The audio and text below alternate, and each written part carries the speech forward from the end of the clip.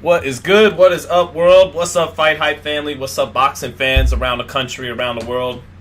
Your boy Sean Zittel back here in the high-tech studios of Las Vegas, Nevada, back at the office after a long and tiring two-day odyssey in Los Angeles and New York City. Just waiting for some people to round into the chat and we'll get started, but it's good to be back home. Hold on here, let me pause this. Good to be back home. I came home from LA and New York, very tired, or since I'm fresh off New York, came home mad tired, and then slept for about 12 hours, woke up this morning around 7, got some notes ready for you guys, got some videos ready from you guys, and let's dive into it. Spence Crawford, it's been official for a minute now, and now we've gotten our first face-off between these two guys, our first words between these two guys, and we'll jump all into it. I just want a couple people to still hop into the chat. What's up, Alberto RN?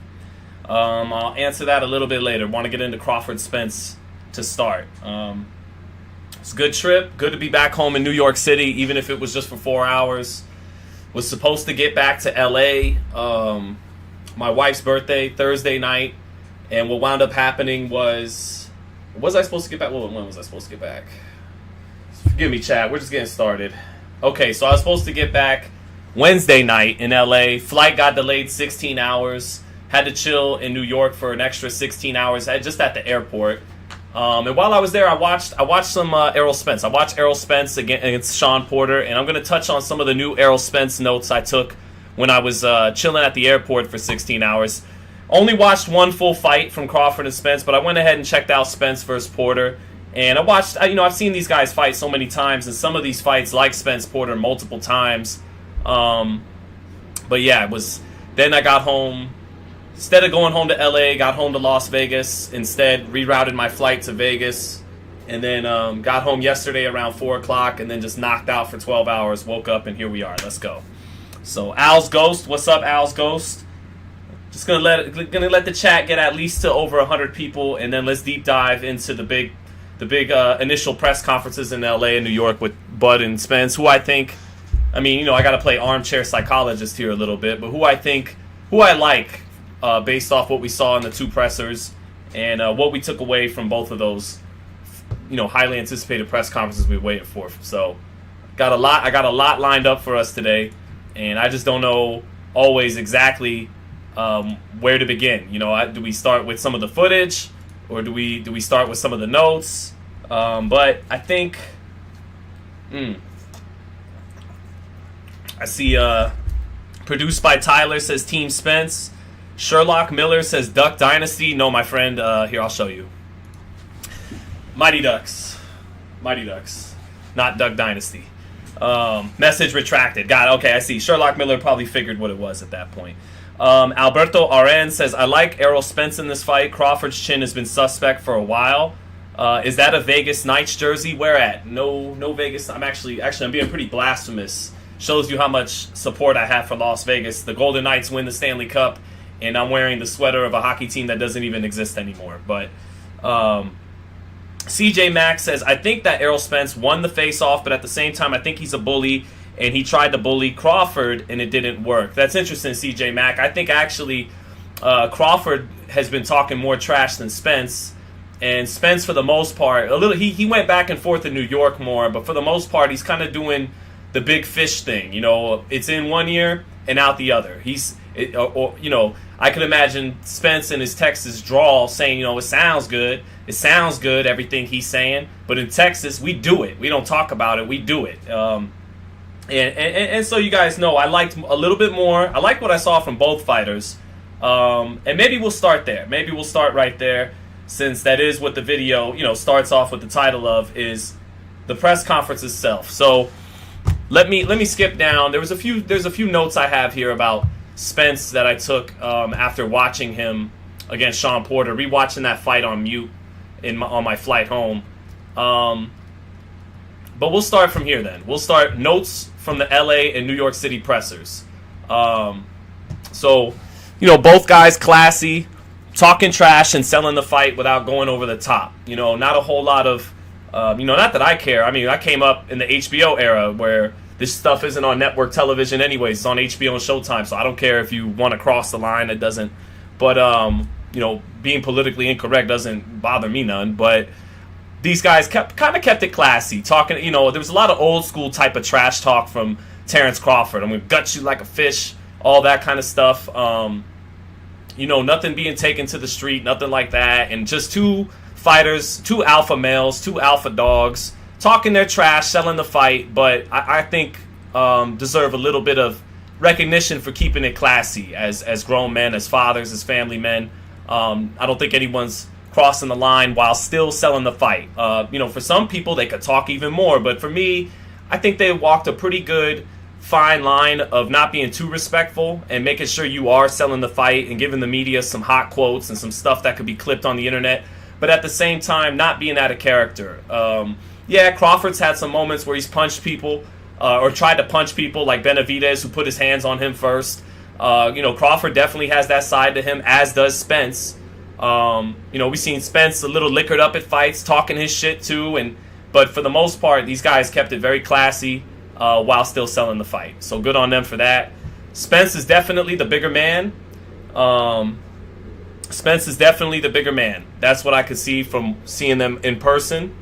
And then Spence confident, and this is the Spence swag, especially in LA. In New York, he went back and forth with Terence a little bit more. But he's coming in like the confident, the bigger man, the A side, the champion swagger, treating Crawford like the challenger. And a lot of Terence's talk going in one ear and out the other. Because to my eyes, it's Terence, in my ears, it's Terence making more declarations, making more definitive statements about what he's going to do in this fight. And Spence is kind of just sitting back, non-reactive. And in my mind, I'm hearing Spence's inner monologue say, it sounds good, but we'll see about that shit. It sounds good. Right, and that's what I said here. Listens to a lot of Crawford's talk and seems to say it sounds good, but in Texas, we do it, not talk it. And then Crawford, meanwhile, I'm going to touch on this right here with some photos to highlight what I'm talking about. Crawford has more of that old school fighter vibe and his swagger and his style of trash talk. When he's talking about gutting you like a fish and all that's like Marvin Hagler, old school type of trash talk without profanity.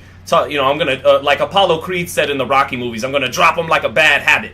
It's saying I'm gonna really fuck somebody up in a kind of old school classy way, talking trash without getting vulgar, without getting too disrespectful, and that's what Crawford's kind of doing. And speaking of Crawford having some of that old school fighter vibe in his swagger, in his style of trash talk, let me show you guys some photos I put together that kind of reminded me of the vibe that Terence gave me when I'm talking about he had a little bit more of that old school fighter vibe. And me personally, I prefer that vibe. Not saying that means he's going to win the fight, but what I saw from Terence, and here's a great photo by my man Ryan Hafey, who works with PBC. And my man Ryan Hafey took this photo in New York. And that look from Terence Crawford, I said to myself when I got home and I saw this photo that I've seen that look before. And some people call it the eye of the tiger. But I've seen that look before. And let me show you guys what I'm talking about. That look that Terence Crawford was showing in LA and in New York reminded me of this. Reminded me, let me open that in a new image or in a new tab. Reminded me of that. Seeing that, again, that look from Terence Crawford, I've seen that look before, guys, and it reminded me of that. Dwight Muhammad Qawi, Bernard Hopkins, George Foreman. Foreman again, that look. Sugar Ray Robinson had that look. James Toney had that look. Terence Crawford has had that look in his eyes since he was a little boy. And Crawford at the press conference, I'll play the clip right here, but Crawford at the press conference said, people are going to walk away saying, that boy is special, that man is special. And there is something special. And I know Spence is a dog himself, but there is something special about having that look at such a young age and still having it all the way, and the way it reminds me of, and I'm not saying Spence doesn't have an eye of the tiger too, but that look, I remember that look. It's not the first time I seen it. First thing I thought to myself when I looked at that photo, again, great photo by my man Ryan, is seen that look before. That's that old school fighter look. And a lot of people were talking about, they thought Spence had the better fit, especially the ladies. Spence, he did, a pause, right? No homo, but yeah, Spence got the better hairline, younger, better looking guy, got the cocoa skin, and the girls, they find him more attractive and all that. But this is boxing at the end of the day. And give me the guy who looks more like, I'm thinking all about fighting. This is I don't know, I threw some shit on, whatever. It's Gucci, right? Gucci, let me put the Gucci on and let's go. I haven't really got my hair cut. I don't even have my lineup right, but I'm just ready to fight.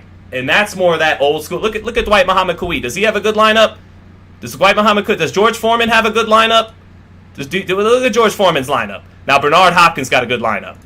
But that's a little, James Toney, they're not worried about looking good. They're ready to fight, and so is Errol Spence ready to fight. But that's one thing I had to point out right away, that Crawford just had more, because a lot of people they were making fun of Crawford's fit and all of this, and they felt that Spence came more fresh, and yeah, if it was GQ magazine, Errol Spence won. But give me the guy who looks more like he doesn't really give a fuck what he put on, and he's ready to fight, and they're both ready to fight. But it's just the point I kind of pointed out there about that. And Gio Cabrera, please let the people know who he is. I know Gio is undefeated right now, but I gotta look into him a little bit later on in the show on Gio Cabrera. I'll circle back to him, Josh. Just remind me. And I gotta watch more tape on Gio Cabrera too. But thank you for the super chat. But back to the notes. Just having a little bit of fun with that. Let me see here. So Spence, in regards to that, Spence sounded a little bit more like 50% the fighter and 50% the businessman, and Crawford 100% in fighter mode. And that's never stopped. Now, I don't say that as a detriment to Spence. It's just because Spence would make a great point saying, well, what do you want us to be? Punch drunk and broke? And Spence talks so much about that. And I know a lot of that is the Al Heyman influence on him, the conversations he's had with Al, who, schools these guys to become great businessmen and not just great fighters that could be taken advantage of by the business. And so, to that point, that Spence sounded 50% like a businessman and 50% like a fighter, and Crawford sounded like 100% in fighter mode, that's never stopped Floyd Mayweather and the advisor they share, Al Heyman, and some of his other clients, like Tank, from being a dog in the ring and winning both outside of the ring in the business battle and the fight itself. We just saw Tank do all the above. He was more of a dog than Ryan Garcia. He beat him outside of the ring in the negotiation battles, and then in the ring, he won the fight itself. But at the same time, Crawford, however, he's coming in with a peace of mind as the B-side because he got a fight in most recently, while Spence did not. And he also held up Spence's side, which is something they usually don't tolerate. But they were forced to because of Crawford. And so what that means to me, I think, what I could sense from Crawford heading into this fight is that it means he comes into the fight proving some of his leverage while holding his ground. He didn't concede the fight before the fight. If he's psychologically sometimes for these guys, if you come into the ring being dictated to as the B side, that's why some of those guys on the A side, they really put their foot on your neck as the A side to psychologically put you in that box that you are the challenger, you are the underdog. Some guys can thrive off of that, but a proud champion like Crawford, they don't usually like to go for that. They like to let their presence be known too. And so he actually, instead of, because if Spence and his team would have had it their way originally, Crawford comes into the fight last year, and Spence admitted in during the scrum interviews in New York City that he allocated a bigger percentage to Crawford to make this happen. So Crawford went from getting a smaller percentage and being the more ring-rusty fighter, having not fought since Sean, where Spence got one 5 months later against Ugas, to now he holds his ground and he comes into this fight holding his dick because he goes from being the more inactive fighter to the more active fighter. He actually got the fight in, and he got Spence to give up more of the percentage. So, Crawford comes in with some of that going on. And then, so because of that, credit to Spence credit to Spence for allocating it, and because Spence didn't have to do that. Spence could have just took whatever percentage he wanted, fought Keith Thurman, got that fight in, then returned to the negotiation table with Crawford and say, hey, this is still the same deal. But Spence really wanted to make Undisputed happen next, and I don't think he wanted to stick around welterweight for anything else. The Undisputed champ at 54 is his stablemate. This is the fight he wanted, and Spence made it happen by allocating some of the money to Crawford. He admitted that in the scrums to us. Actually told that to my man Dan Canobio. Shout out to you, Dan. Told us that in New York City. So, but credit to Crawford for knocking off the ring rust and getting a better deal. He didn't get outfoxed completely in the Art of War like Ryan Garcia did. Ryan Garcia got taken to school in the Art of War before that fight. But even though he didn't he's still coming into the fight the smaller, older man. And one moment here. Let me get to a super chat. One moment here. Super chat by my man Mindag13 said, I'm excited to hear the excuses made for Bud when Errol beats his ass. July 30th will be a fun day, says Mindag13. Indeed, a lot of people like me who are giving the edge to Crawford might have to eat their words. Errol Spence might turn it into a one-sided ass whooping like he promised once this fight was signed. And I'll give you the excuses right now, Mindag13, and that's going to be Crawford's age. I do think Crawford isn't. His legs aren't what they were, but I think Crawford's in his prime, so you won't hear that from me July 30th, unless you gotta tell the truth of what your eyes see. If Crawford for some reason comes in looking shot, we gotta call a spade a spade. But that's not what I'm expecting.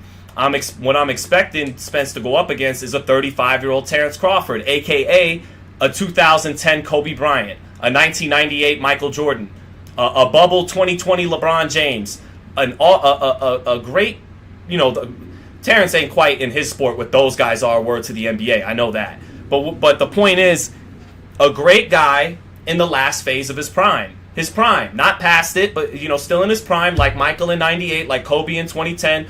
But Kobe in 2010 isn't elevating like Kobe in 2001, 2003.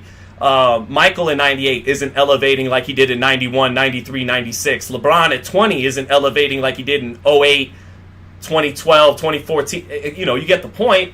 So, but to answer your point, Mindag13, what Spence critics and haters or people with an axe to grind or people who don't like PBC, they'll point to Crawford's legs or it's not his legs, his age in general.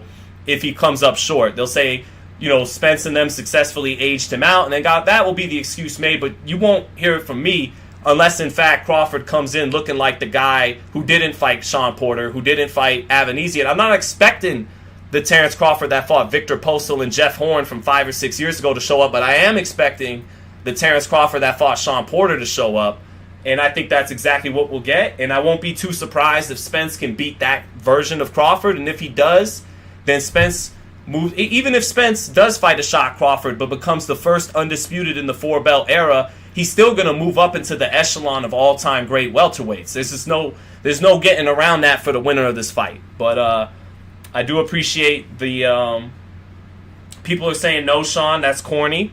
Look, I don't go by that. I go by what the truth is. I can't.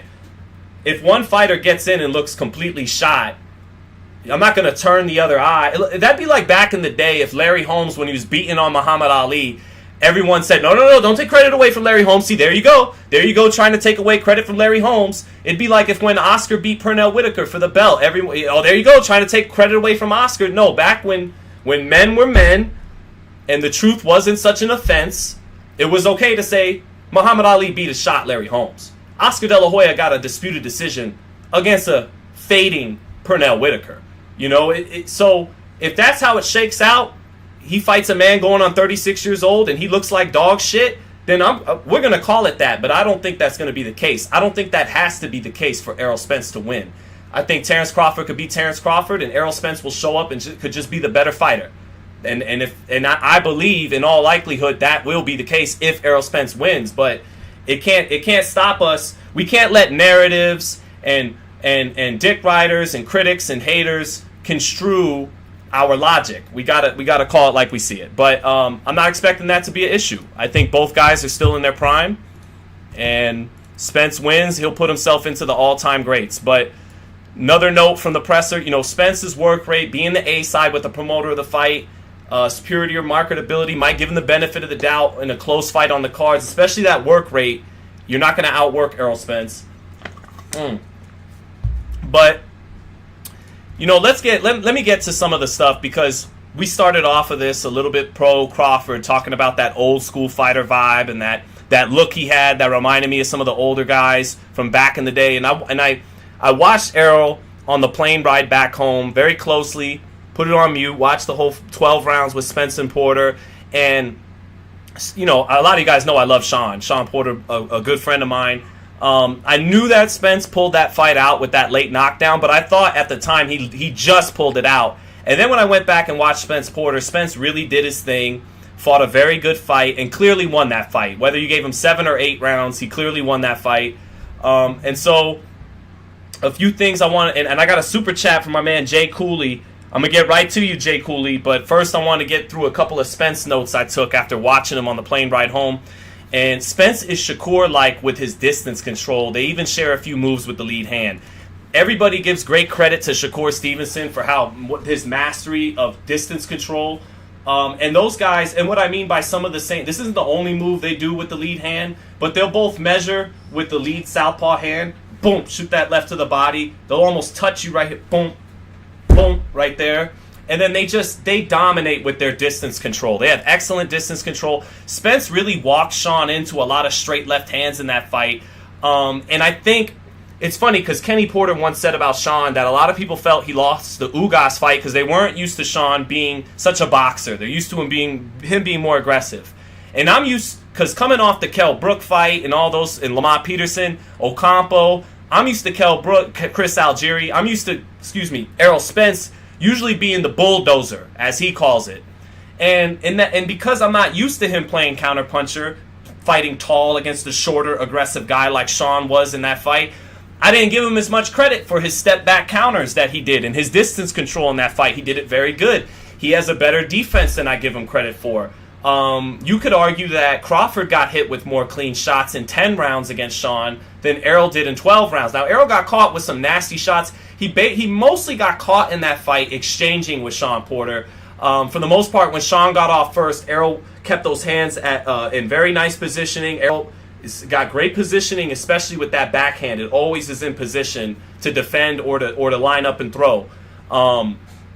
And so, yeah, he gave him credit for that. And so some of the stuff I had to notice is that better defense I gave him credit for. He can pivot off and keep it long and walk you into something or set it up off the jab, meaning he can fight going both ways. I think he is a little bit more front foot dominant. I think shut up back there. I think most people would agree with that. But in that Sean Porter fight and in the Mikey Garcia fight, faced with two guys who were shorter, trying to get underneath, he really showed he could step off and keep it long and walk you into shots at long range. And then, of course, we know he can go and get you and set up his own offense, getting off first behind his jab. And then he's extremely sharp if you stay in front of him. If you stay in front of him, you're usually going to get eaten up. Crawford should be able to stand in front of him as the fight progresses because he has power in his counterpunching. But for the most part, you just don't want to stay in front of him. And then if you don't stay in front of him, he's a pound-for-pound top 10 because he can cut the ring off. So even if you feel the heat in the kitchen and you want to play keep away, he knows how to go and get you and cut the ring off behind the jab. He usually gives half of his body, like all those great southpaws do. I didn't realize how well he did that. Counterpunched, two-handed fighter who has a beautiful left hand. I definitely like his left hand. That's the money shot. He's got a right hook, and he'll throw those fundamental textbooks combinations, 1, 2, 3. He'll finish with the hook, but the hook is more a punch that once he's pouring it on.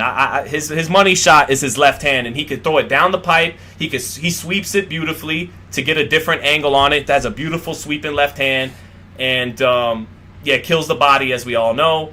And then problem for Spence is, though, one flaw, his head always returns to the center, and whenever he does get hit, some guys like the Bernard Hopkins, Gennady Canelo snapped his head up quite a bit, but some guys that tuck their chin real well, when you land shot Canelo's like this, everybody gets their head snapped up if they get hit enough. Don't get me wrong. But Spence seems to always get it snapped up when he gets hit, and some guys that are better at tucking their chins, that shot doesn't have as much of an effect. It doesn't snap the head completely up and doesn't score as much to the judges. But Spence, for the most part, when you touch him, it's noticeable. It's clean. It's clear. Crawford too.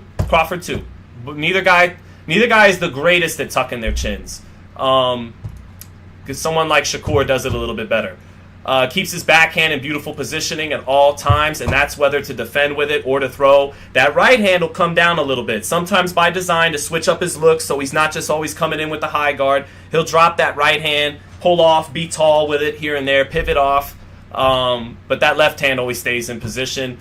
And the man really knows how to place his body shots underneath the elbows. And I'm going to go over a clip. Teofimo in New York, we ran into him. He picked Errol Spence to win. And the main reason he said was this, how accurate his body shots are. But real quick, let me get to the super chat by Jay Cooley before we check out what Tio said about that. Let me get to my man, Jay Cooley. Jay Cooley, thank you for the super chat. All I hear is Bud is crafty, he's versatile, Errol is one-dimensional, durability is the key. The question is, can Bud's chin hold up? And Jay Cooley, I think there's legitimate questions surrounding both guys' chin. I don't think either guy is chinny by any means. I think they've both proven they're not chinny. They've been hitting with the kind of shots at the top level that if they were chinny, they'd have suffered a knockdown in one of these fights. And I know a lot of you will say Mean Machine did drop Crawford, although there was a little clinch going on before he eventually got to that knee. It wasn't as if punch and go down. It was punch, he tried to clinch, got to a knee, may or may not have been a knockdown. He gets up and knocks out Mean Machine.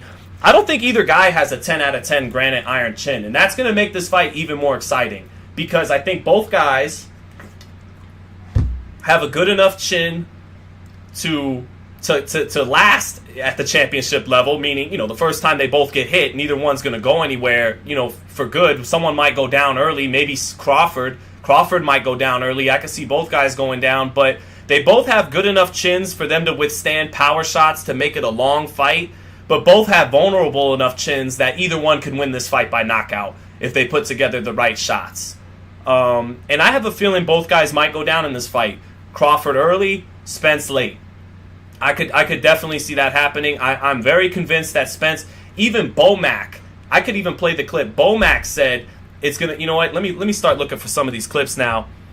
Even Bomac said it's gonna be a tough fight early, and then we'll take control of the fight and we'll do what we always do. But let me see this here.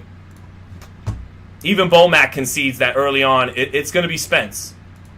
So. Where was that at? Well, actually, first, though, to conclude on what we were talking about with Spence's body shots, let's hear what Teofimo had to say about them.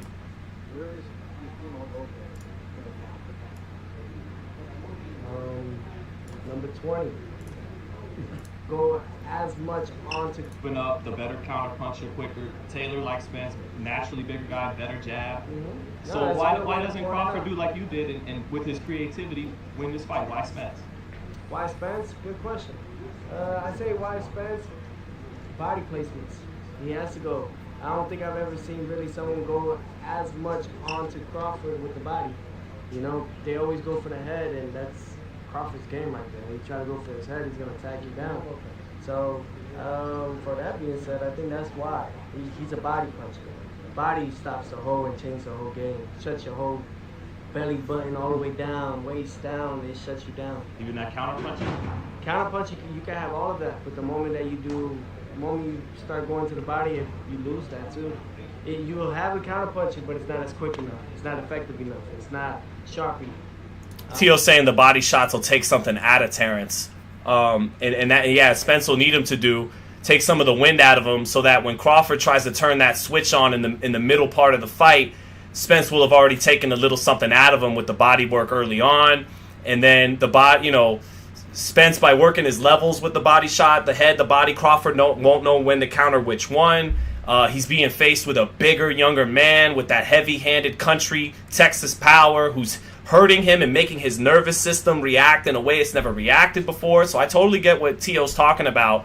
And like I said in my notes, Spence He's got that ability, that skill, like Tank showed against Ryan, to place the body shots underneath the elbows.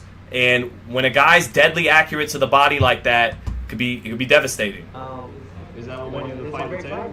Is that what won you the fight with Taylor? Was that like one of the after like the 5th round, I said I gotta start going to the body. Gotta start going to the body. And that's what changed the fight for me.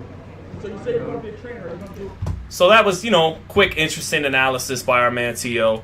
Shout out to T.O. I know he's saying he's retired. He even went ahead and vacated the WBO junior welterweight belt, but he'll be back.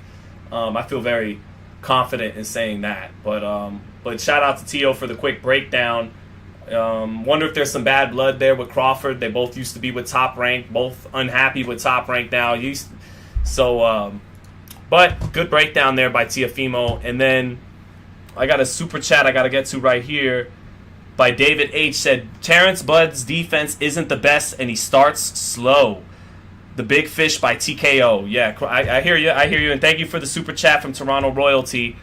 And because of what you're talking about, that Crawford starts slow, I see this fight being the tale of 3 fights. Let me show you right here in my notes. And these notes are all over the place now. But no. Where was it? Here we go. And this is me seeing it a story because like you said, David H., Bud's defense isn't the best and he starts slow. So my early thoughts is that this is going to be the story of 3 different fights. And that is Spence in the first third of the fight with the better jab, and he's always better off the mark to start. He might not be enough for Spence to just win those rounds. He has to get Crawford's attention in a way no one else has and hurt him. But regardless, whether Spence hurts Crawford or not, he's going to win. I think he takes care of the early rounds. No question about that. The first third of the fight. But then, second third of the fight becomes very competitive as Crawford gets into the fight with his rhythm. That's where it becomes this two-way action, and you get these great exchanges from both guys. And then I think... Oh, my fault. Here we go here. Right, and then when we get to that last third of the fight, that's where I think it's Crawford. Spence never fades, but Crawford, once he catches his rhythm, he's so creative and dynamic, and he has a deeper bag to reach into, in my opinion. But it'll take time to get into that bag. Counterpuncher, a guy like Terence with all those counterpunching and skills, it takes time to get into that rhythm. Like Floyd Mayweather, like Lomachenko. These are guys that have given away a lot of the first 2 or 3 rounds in their career. Floyd even lost first rounds against guys like Robert Guerrero at times because he needed time to get into his rhythm, figure out the movements of his opponent and things of that nature. But once they get there, they have an endless supply. Someone like Floyd, and to a different degree Crawford, they have an endless supply. They can hit you with either hand, the uppercut, the hook, the jab to the body or to the head. They got feints. They got everything. And I do think the longer the fight goes on, Crawford is going to have more to reach into out of his bag than Spence. But early on, Spence being more fundamentally sound, Spence having the better jab, Spence being the bigger man, Spence throwing more punches per round, he's going to get off to a very good start. And then Crawford will finish strong, but he might need a knockout late after a strong start from Spence, and the fight could come down to that. I still give a 60-40 edge to Crawford in a fight that lives up to the hype. And, fortunately for Crawford, where I said he'll need that knockout, well, fortunately for him, nobody's seen the final bell with him since Barack Obama was president of the United States. So he's never fought someone as big and as durable and as skilled as Errol Spence, but I think he could do it. And in conclusion, I liked the energy from both fighters in LA and New York. They have chemistry together as 2 guys who normally don't talk, but they talk more than they ever have before. And I gave the edge in the press conference just to Crawford because I like that old school fighter. That's just a personal preference. I like that old school a little bit more. Spence was a little more new school, talking about having your shit in order. How much are the sanctioning bodies paying us? Or not how much? What are the sanctioning bodies doing with our money? Save your money, young fighters, before you get old and punch drunk and all. And that's all accurate, wonderful stuff. And I wouldn't want someone like Errol to hear this and take me wrong and say, and have him think, see, you're one of those motherfuckers who just wants us to fight until our brains are beaten in, and then throw us in the trash heap and move on to the next young guys and follow the process all again. That's not what I'm saying. But what I am saying is, Spence likes to point out that my man Sean Porter had 1 foot out the door heading into his fight with Crawford, and he did. Already thinking about podcasting and becoming bigger in media as a media personality, thinking about acting and Hollywood and all these things. Meanwhile, all Terence was thinking about was whatever the date was, November something, November 21st or something. And that's what I saw a little bit of yesterday. Now, Spence not with as much of a foot out as Sean did heading into Crawford. Spence is in. He's all in. But he already with a foot out the door in terms of talking about fighters' pensions and the 3% from the commissioning body should be used towards the fight. That's already beginning to think like a businessman, and maybe Errol stamps his point, once and for all, like Floyd Mayweather did so many times with the same people, Floyd and Al. And maybe he makes his points and shuts up any antithesis like me that I'm bringing up, and he goes, just shut it up. I was the best fighter in the ring, and I was the smartest fighter out of the ring, and that's that. But part of me questions if Crawford's got a little bit of the edge. All that's done now. Contract signed. I'm not thinking about percentages. I'm not thinking about these fucking sanctioning bodies. I'm not thinking about life after boxing. All I'm thinking about is July 29th, and in his words, making it the Terence Crawford era. And that's what I mean by Crawford was the one making more definitive, kind of confident statements about what's going to take place July 29th. He guaranteed a win. He said if Spence gets out of line, he'll be the 11th knockout in a row. He said it's going to be his era, just like it was the Sugar Ray Leonard era, just like it was the Sugar Ray Robinson era, the Floyd Mayweather era. And by the way, it's really the Canelo era, and maybe that's maybe Crawford's a little delusional, and Spence is hearing that, and this guy's delusional in one ear, out the other. I'm the big fish, I'm the big dog, I'm the champion, I'm the A side, and you're getting cooked, and that's it. So say all you want. It sounds good. You're talking about it's going to mean so much. Well, it's only going to mean so much in your mind. I know I'm going to win. That's why I don't got to make declarations. I don't got to. I'm just going to do it. I'm the big fish from Texas, and I'm just going to do it. But let's go over some of what they had to say at the press conference. Some highlights, if you will. Let's check it out. See if I got any. Got a couple more super chats I got to get to. Bud went 12-ish with Peg Leg Benavidez. Yes. And Mindag Benavidez, Crawford said that was his toughest fight. Benavidez, the only guy with kind of some of the physical dimensions of Spence in terms of length. I mean, he's a lot more light in the ass, as Spence likes to say, than Spence is. And Spence dog Benavidez apparently in sparring back in Texas. So you bring up a good point, because Benavidez gave Crawford a lot of problems with his length. But I think whatever Benavidez had, he left in the ring that night. Benavidez hasn't been half as good since losing that fight. He's been an underachiever in his career, but whatever he had on that one leg, he summoned it against Crawford at 110%, gave Crawford a very tough fight. Crawford, when faced with someone his own length, like he will be against Spence, he got hit a lot, especially early. And I expect the same thing to happen with Spence. He'll get hit a lot, especially early. But his ability to adjust and to reach into a deeper bag than Spence is makes me think he could take control of the fight after being behind in the first half of the fight. But we'll have to see. Let me see. And so, let's get to some of this stuff here. Some of the greatest hits, if you will, from press conference. This was great from both of them. And the only last thing to do is to beat Terence Crawford. Yeah, he's a great fighter, has great ability, great willpower, but he's a great man too. But I'm gonna break him, and I'm gonna show everybody why I am the best fighter in boxing. Period. And show everybody why I am the #1 guy in boxing. Yeah, he's gonna come and fight, but I'm gonna break his will. I'm gonna break him mentally, physically. And I agree with Spence when he talks about his approach. He keeps saying, I'm realistic. Meaning, he concedes more like Crawford, I asked him on the red carpet, or do you concede to Spence like he conceded to you? Spence says, like Duncan and Garnett, you're more athletic. You're the more talented, faster guy.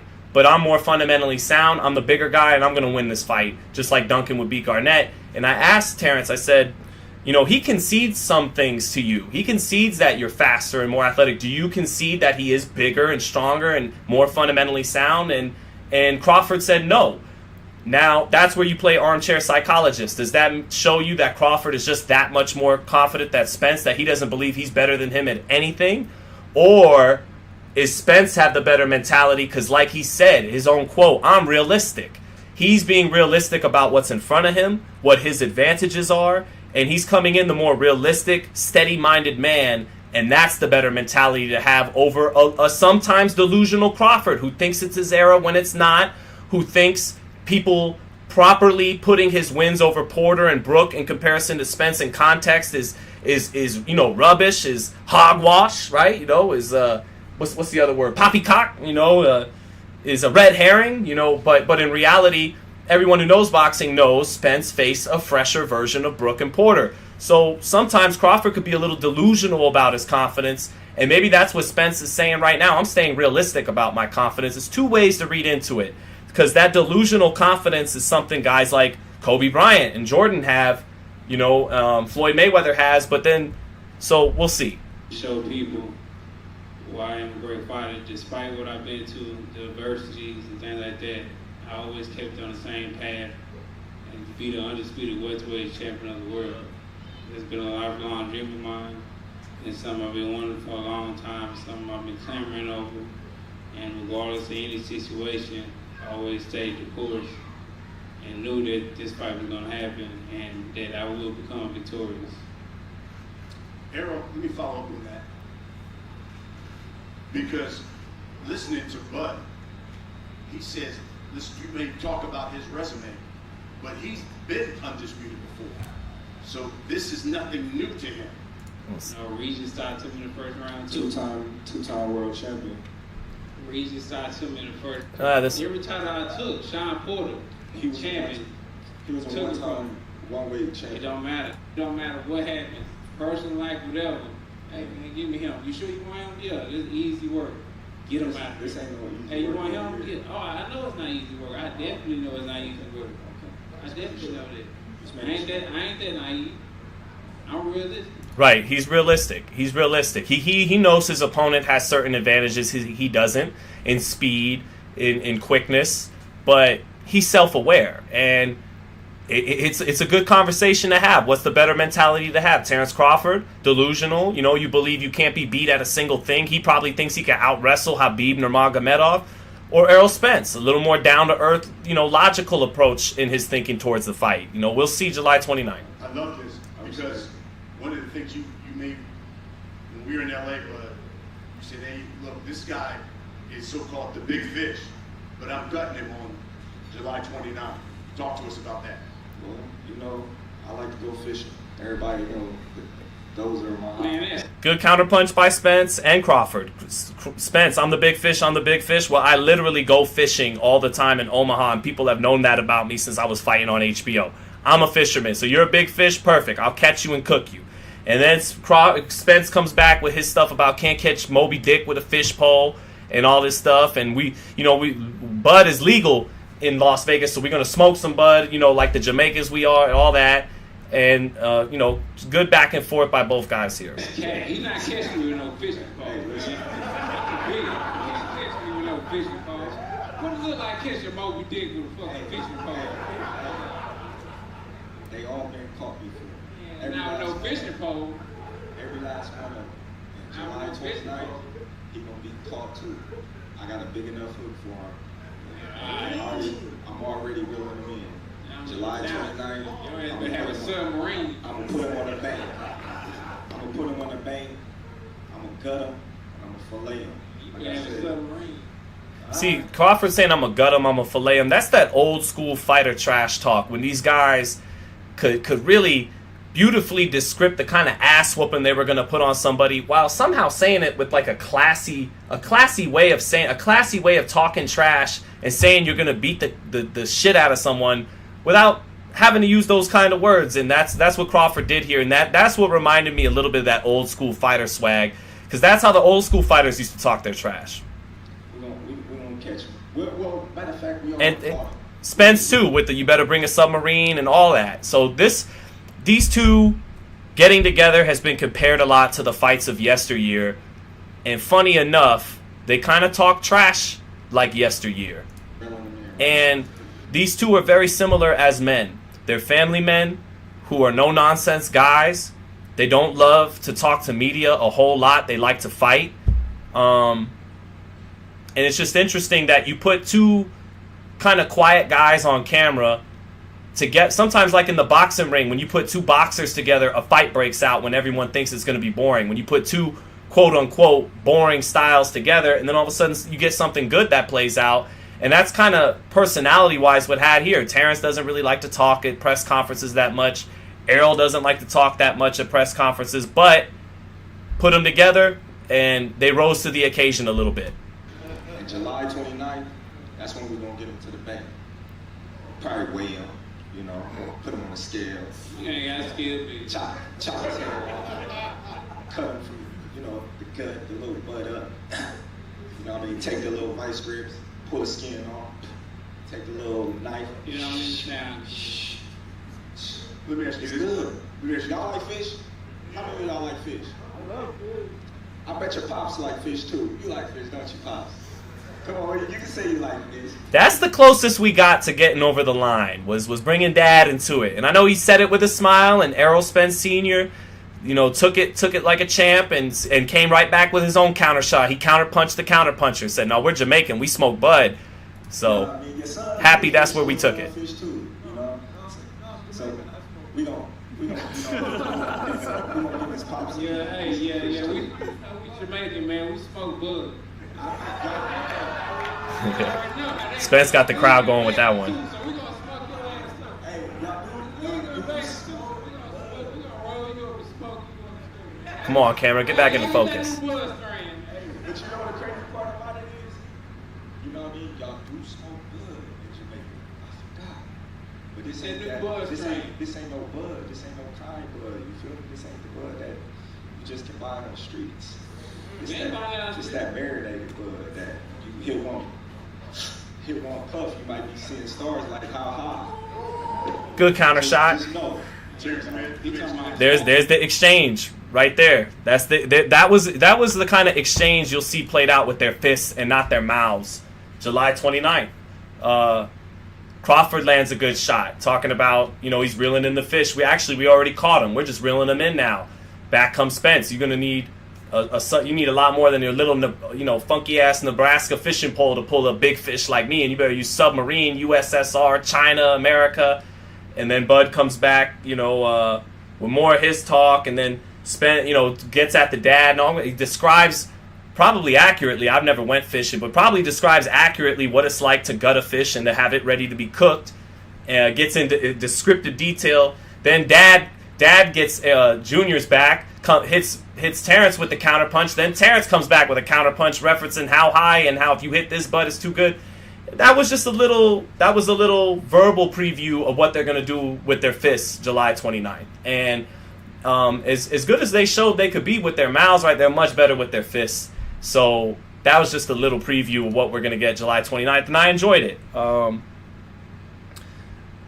Let me see. I got a couple super chats to get to real quick. My man Christian Solis says, does Errol's work rate win a decision? I do believe if this fight goes to the cards, it'll be Errol Spence. And big reason because of that work rate, and because I think he's going to bury Crawford into a lead early.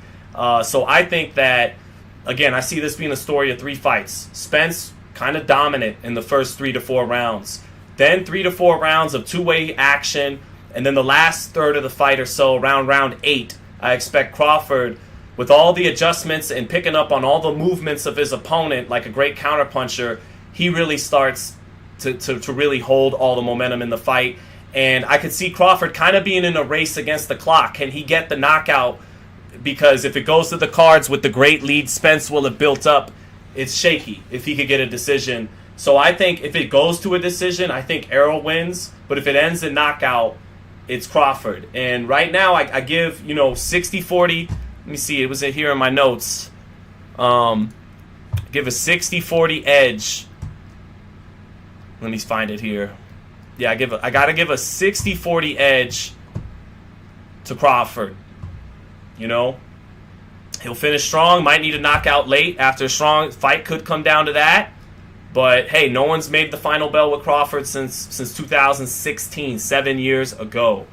None of those guys were nearly as good as Spence. I mean, guys like Porter were, but outside of that, pick a side. No in between in this fight. Jay Cooley. Well, it's not about picking a side. It's not picking a side about I'm picking Crawford's side. It's about watching the styles of these two guys, watching the strengths and the weaknesses of these two guys, getting up close to them like I did in LA and New York to get a look in their eyes and everything, get a sense for the moment, and taking it from there. And that's why I got Crawford. And it's not Crawford, and just all day and all night, but it's Crawford, 60-40 edge to Crawford in a fight that lives up to the hype. Jay Cooley. So thank you for the super chat. I think I might have missed a few while I was talking. I got to get to a few others. 50-50, you bugging, says Aaron Foster. Oh, yeah, happy birthday to Tupac. Yep, would have been, 52 today? No, I think he'd have been, yeah, you're right, 52. Well, yeah, happy birthday, Tupac, for sure. Greatest rapper of all time. And let me see here. I got a few more things we got to look at. Let's take a look at some of the LA trash talk, too.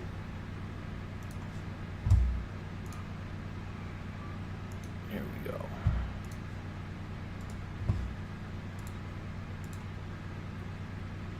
Let's see here. It was the New York presser where Bomac said it'll be tough early. Well, let's go ahead and I'll bring that one up, too. Hold up.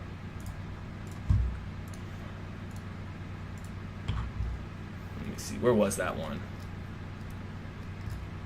That was from the New York presser. You know what? I'm gonna have to go back to our live for that one.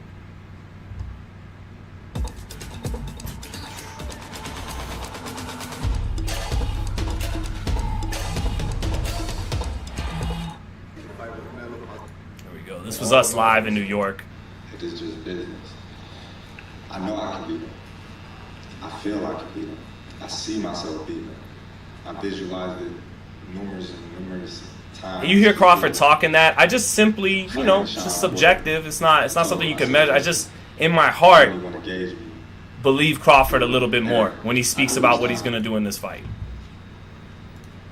Let's see here. Bomac kind of describes the fight I see happening. Everybody came out to the press conference. Crawford was trying too hard. I could see that, Jay Fear. I could see that. And that's Spence was just being cool, calm, and collected, letting him talk his shit, knowing he's going to punish him July 29th. I could see that. And Bomac is not the better coach. And I'm sure that's a chip on Bomac's shoulder. He's not the better coach.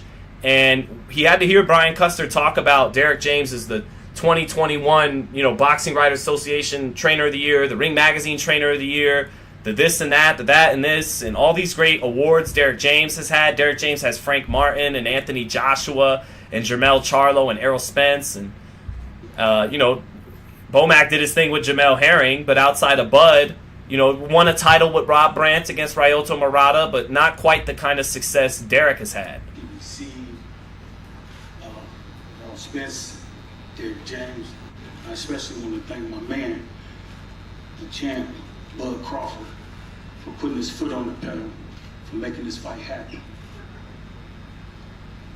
So I really ain't got too much to say that more than what I said yesterday. But I will tell you this. This is how the fight gonna go. The fight is gonna be tough. It's gonna be real tough. Errol's a good ass fighter. And I took my hat to him for what he accomplished in his boxing career. I took my hat to you, dear man, for doing a good job with your fighters. The First couple rounds gonna be real tough. That's what I'm saying. First couple rounds is going to be Spence. I think 1 through 4. But then we're gonna start walking away with the fight, like we always do. Like my man said, Bud just stopped the last 10 opponents. Just maybe, Errol gonna be number 11. So listen, y'all tune in, July 29th. Get your tickets. Y'all gonna miss something if y'all don't attend.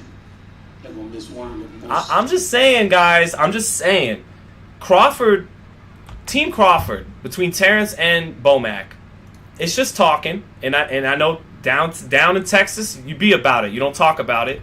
But they're talking more with the grasping that this is an epic moment and that this is the moment. When you hear Crawford and Bomac go up to that podium, they're almost talking like they're in a movie, with that epic, tone of voice. This is very serious. This is the Terence Crawford era. It's gonna be tough, and that's something Floyd used to do when you go up there. One thing you must know is you must be able to receive it as well as dish it out. I'm gonna say it again. And that slow, epic way of speaking, that every word I'm saying is so you gotta hang. That's more the energy coming from Crawford and Bomac heading into the fight. Do with that what you will. Spence is more, I'm a dog. I'm gonna do this. Derek James, they're more, hey, business as usual. This is what we do. But Crawford and Bomac, a little bit more of the sense for the moment. Just this is what the press conferences are for us to pull from and speculate. It will be us. Don't miss it. I promise you. Don't miss it. I know Spencer's coming. I know Derek's going to train the shit out of you. I know his team going to do a damn good job over there. You see Spence and Derek from Texas. Yeah, it sounds good. In one ear and out the other. Your little ass is getting broken down.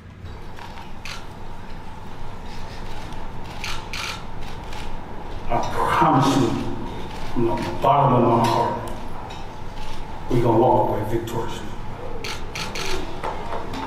Okay. Speaking from the heart. We'll see if they do it. We'll see. And this is something that... Here's Crawford. 76% the current. Look at that. Look, guys. What do they say? The eyes are the window to the soul. I know everyone in the chat right now, you dick riding Crawford this, Crawford that. I'm telling you what my eyes see. And I see an Errol Spence who's confident and bigger and younger and stronger and isn't fazed by any of Terrence's tactics. None of that. I get that. But the eyes, like the T.O. always likes to reference, Al Pacino, the eyes, Chico, they never lie. She want me. Terrence, look at those eyes, man. You can't fake that look. That look either comes from your soul or it doesn't. In my eyes, in my view, chat, those are the eyes of the winner. Those are the eyes of the man that's going to win July 29th. And you could disagree with me, that's for sure. I could definitely see Errol Spence winning, but I'm just saying. Bud Crawford.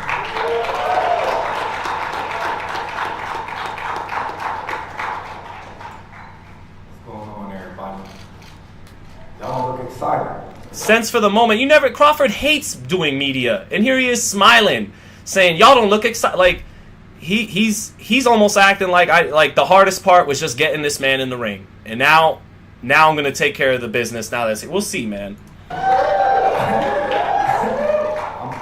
so excited that we're here today and that we're getting this fight done. I'm excited for you, the fans. I actually got a gift for each and every one of y'all. And why? Because I love y'all. Because without y'all, there's no us. He may be talking about the fans, but he damn sure don't love the media. He don't love us. So, I'm going to give y'all a gift with it. Tanner Boy says the moment is too big for Bud. Maybe it is, because it is Spence who's fought on the bigger stages. We'll see.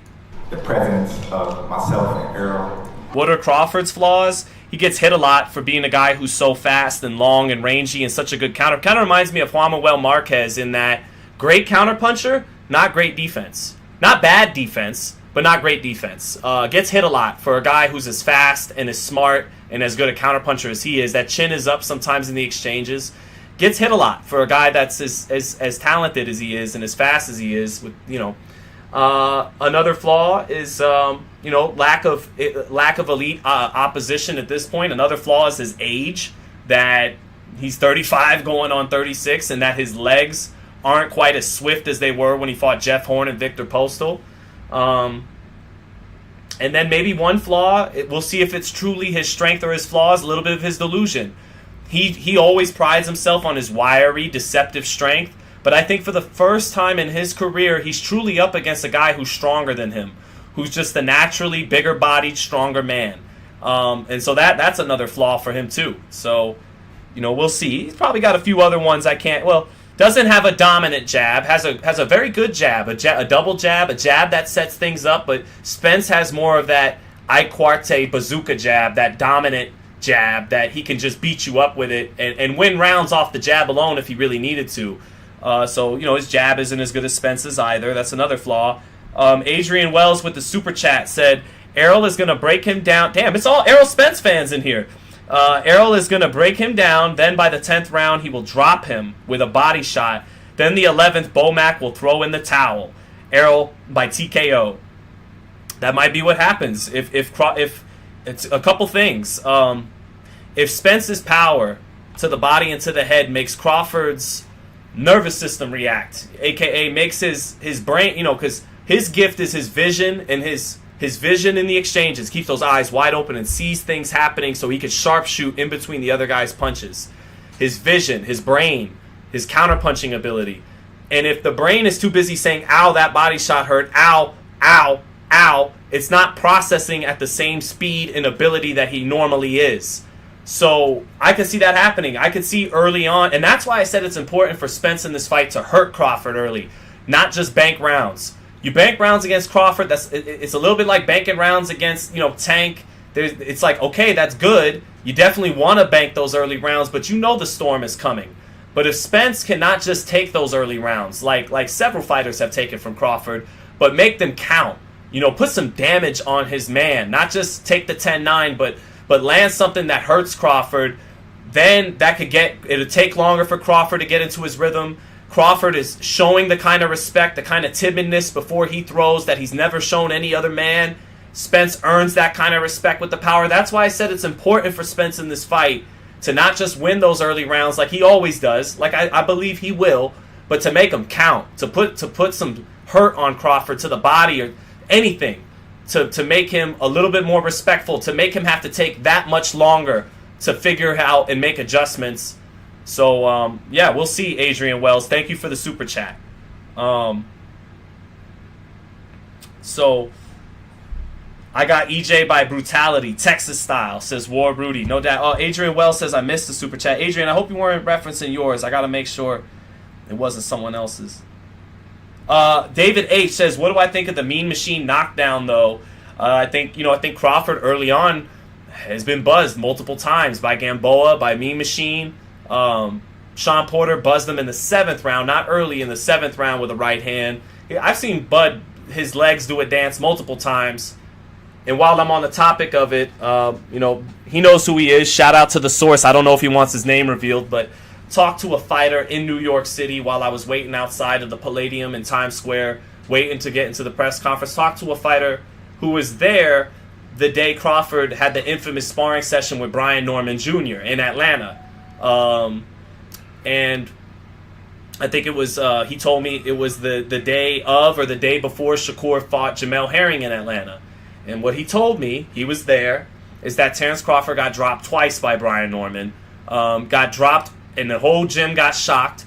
Then Crawford tried to bite down, get some get back, and wound up getting dropped again by a kid who's got 20 plus wins, 19, I think 22-0, 19 knockouts, or 22-0, 17 knockouts. Brian Norman, 22 years old, out of Georgia, apparently very talented and can punch hard if his record is any indication. So, yeah, man, Crawford, look, man, I got Crawford, but he could get stopped in this fight. Anything could happen in this fight. That's why it's a great fight. I'm just giving you what I see, what I'm seeing these guys, covering these guys for almost a decade, seeing these guys fight. up close and personal multiple times, and now seeing them in LA and New York. But I could see it not going the way I think it's going to go. No doubt about it. But I also heard that Crawford shook that off like it was nothing. That he took it like a champ. Didn't let it mentally put his head down in the gym or nothing. And it happens to the best of them, all great fighters have been hurt or dropped or at least hurt by lesser guys in sparring. So that doesn't make me stop picking Crawford. But I tend to believe the fighter, it's not a reporter, it's not, it's a fighter, a professional fighter. A lot of you probably know who he is because you're hardcore boxing fans. And, he let me know, hey, I was there. I have no reason to lie. I have no reason not to believe him. And that's how that went down. So twice, John, not 3 times, twice. And didn't stop him, but did drop him twice. That's what I was told. So let's finish with a little more trash talk from LA, from both guys. July 29th, so y'all can witness greatness. Look at Spence's little smirk on his face, like, man, it sounds good. You're saying a lot, you're promising a lot, but it's going to be something different. And Spence in his Texas drawl could say that a lot better than I could. July 29th, that you guys will witness. And how do we... Man, your little ass getting beat the fuck up. Measure greatness.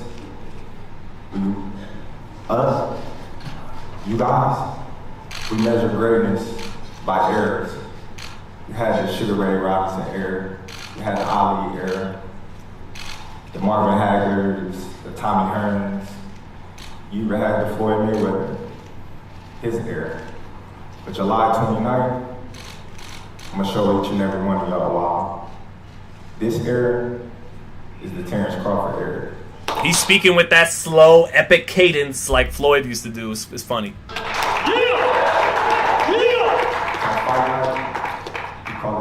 He looked over at Spence expecting some kind of reaction from Spence, and Spence isn't biting on it. Maybe Spence would be wise in July 29th to not bite on Terence Crawford's feints in the ring the way he didn't bite on some of the bait here in LA. Right? But what you do when the fish get took out the water? Ooh. You suffocate. It's gone. Terence with the mic drop. Now let's hear from the big fish, from the champ, from the unified welterweight champ, Errol Spence. They're how I get.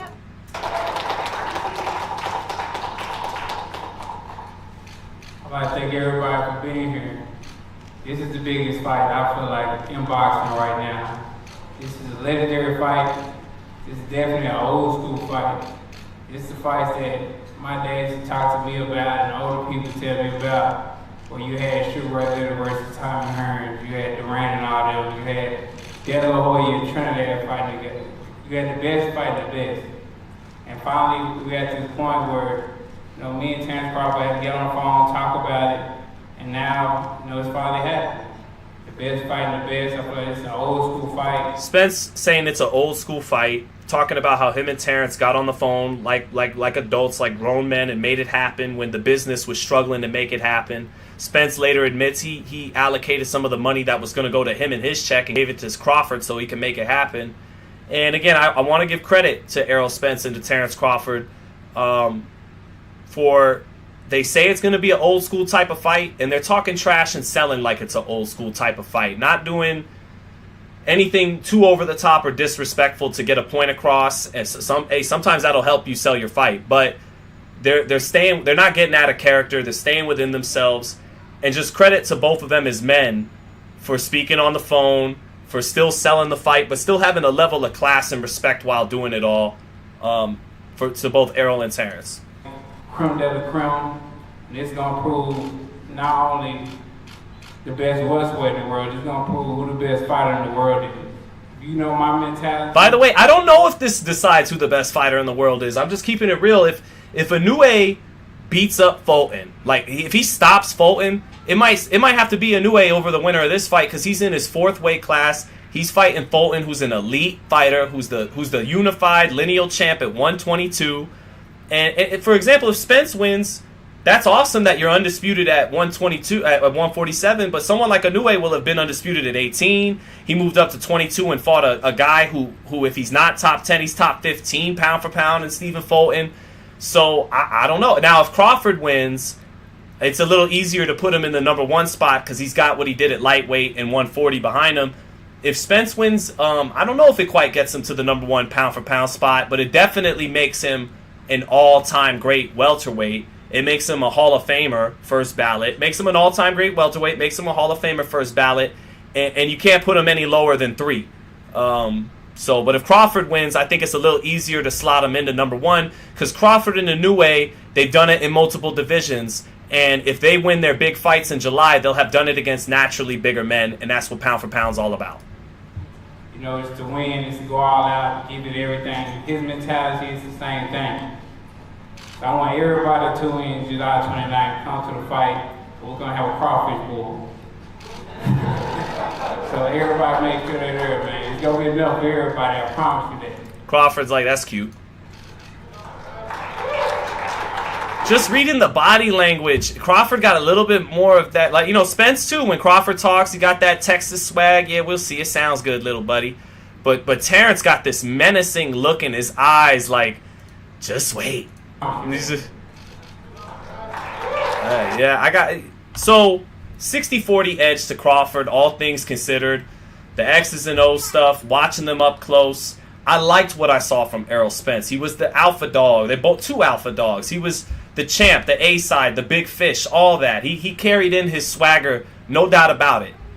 But I liked Crawford's swagger just a little bit more because I like that old school fighter swagger. I just do, That's just me. I think that mentality is a little bit better, just a little bit, than the new school mentality. But Floyd Mayweather had both. Floyd Mayweather had the new school mentality mixed, and so does Errol Spence. But Floyd had a little bit more of that old school to go with it because his dad being an old fighter, his uncle being an old fighter. Floyd, still listened and loved a lot of that music from the 70s and 80s and 90s. But that's Terence. That's Terence coming out to Shaka Khan. Errol Spence, new school, coming out to Yella Beezy, or Big Tuck was kind of old school. That was a 2004 song. That was dope. So, you're obviously a fan.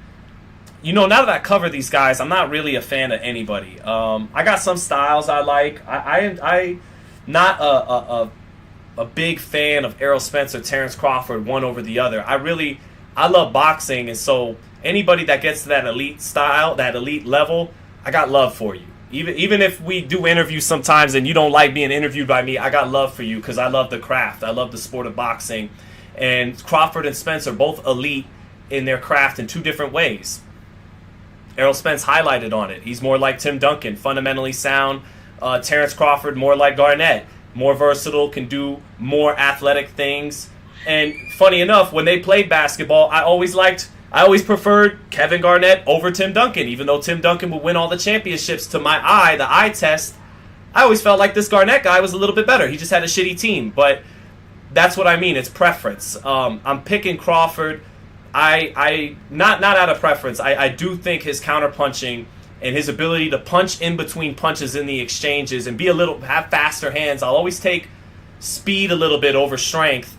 I think, it's a 60-40 fight. It could 55-45 if anything. I just think Crawford, now he might lose the decision, could go the other way. Spence solidifies himself as an all-time great welterweight, but I just think Crawford will dig deep and he'll find the adjustments. I think he'll be able to adjust more, come up with more solutions. And actually that takes me to my notes, because after watching Spence against Porter and revisiting that fight, it made it obvious to me that Crawford's really going to have to fight the best fight of his career.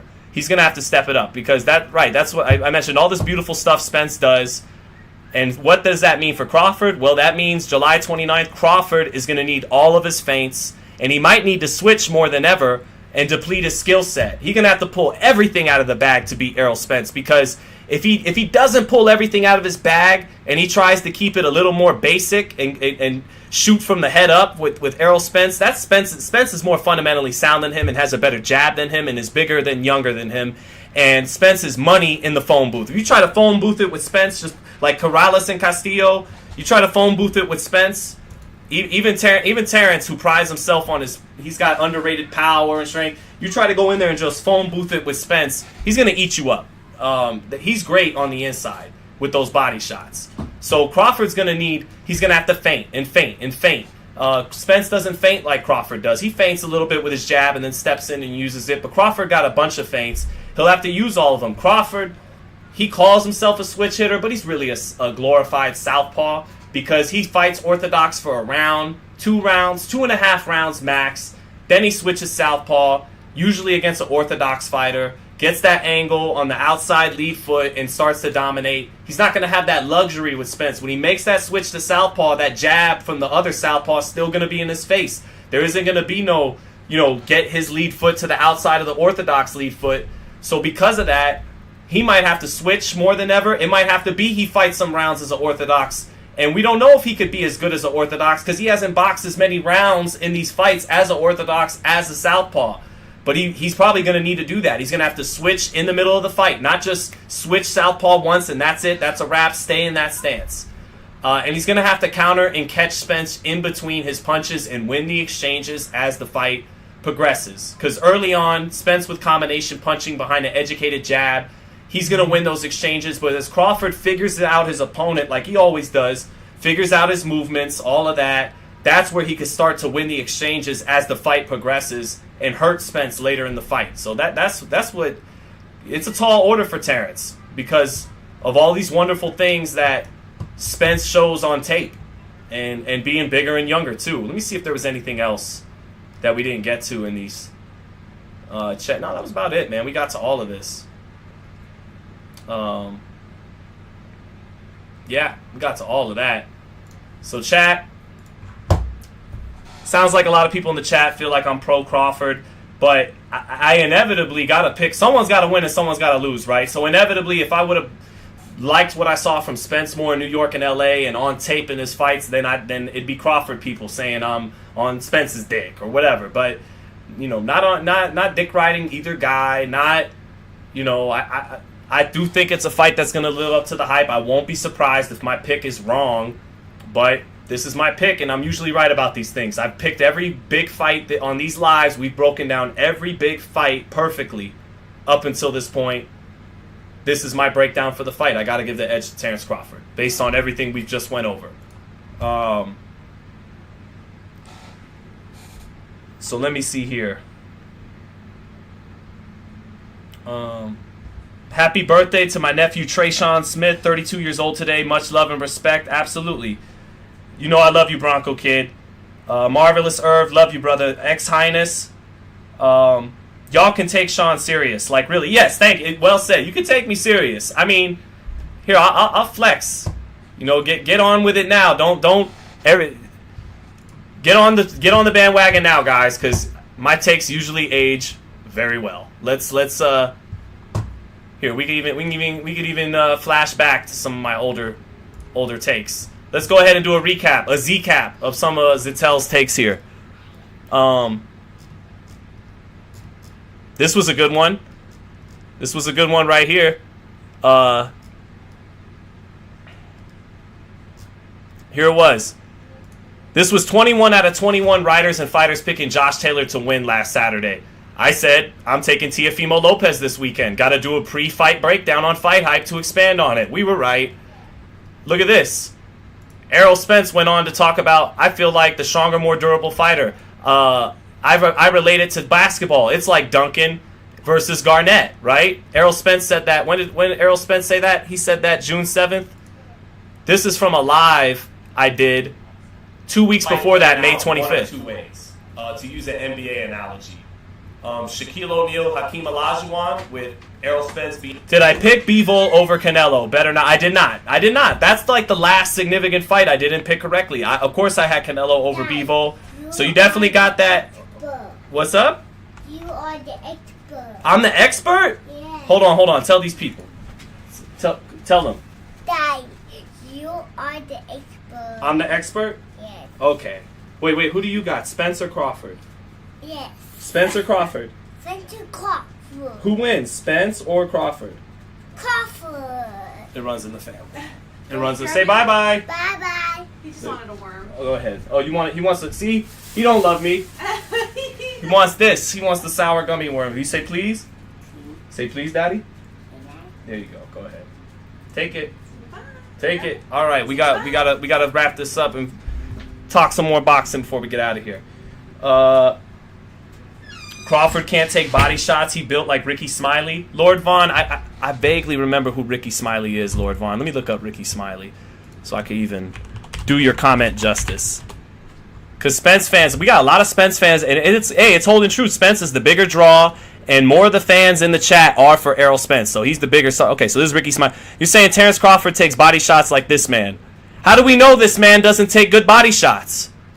How do we know Ricky Smiley doesn't take good body shots? Hold on. Let's look up his hometown. He might be from Philadelphia or something, and you got Ricky Smiley all wrong. Hold on. He's from Alabama. He's from Deontay Wilder's neck of the woods. This man might have a fucking devastating right hand. I don't know, man. I don't want this man Ricky Smiley just catching strays. We don't know. For all we know, this man Ricky Smiley got an 8-pack, abs of steel when he gets off his comedian sets. He's the crackhead from Friday After Next. No, oh, he is, isn't he? That is him, huh? Well, he beat the shit out of he took great punishment in that movie. Ice Cube and Mike Epps beat his ass for 5 minutes in the beginning of the movie and still got robbed. And then he got beat up by all those kids, the gangbanging kids. And then he woke up and kept running through the houses and evading death. If Terence Crawford could take punishment like Ricky Smiley did in Friday After Next, he's gonna be just fine. He's gonna be just fine.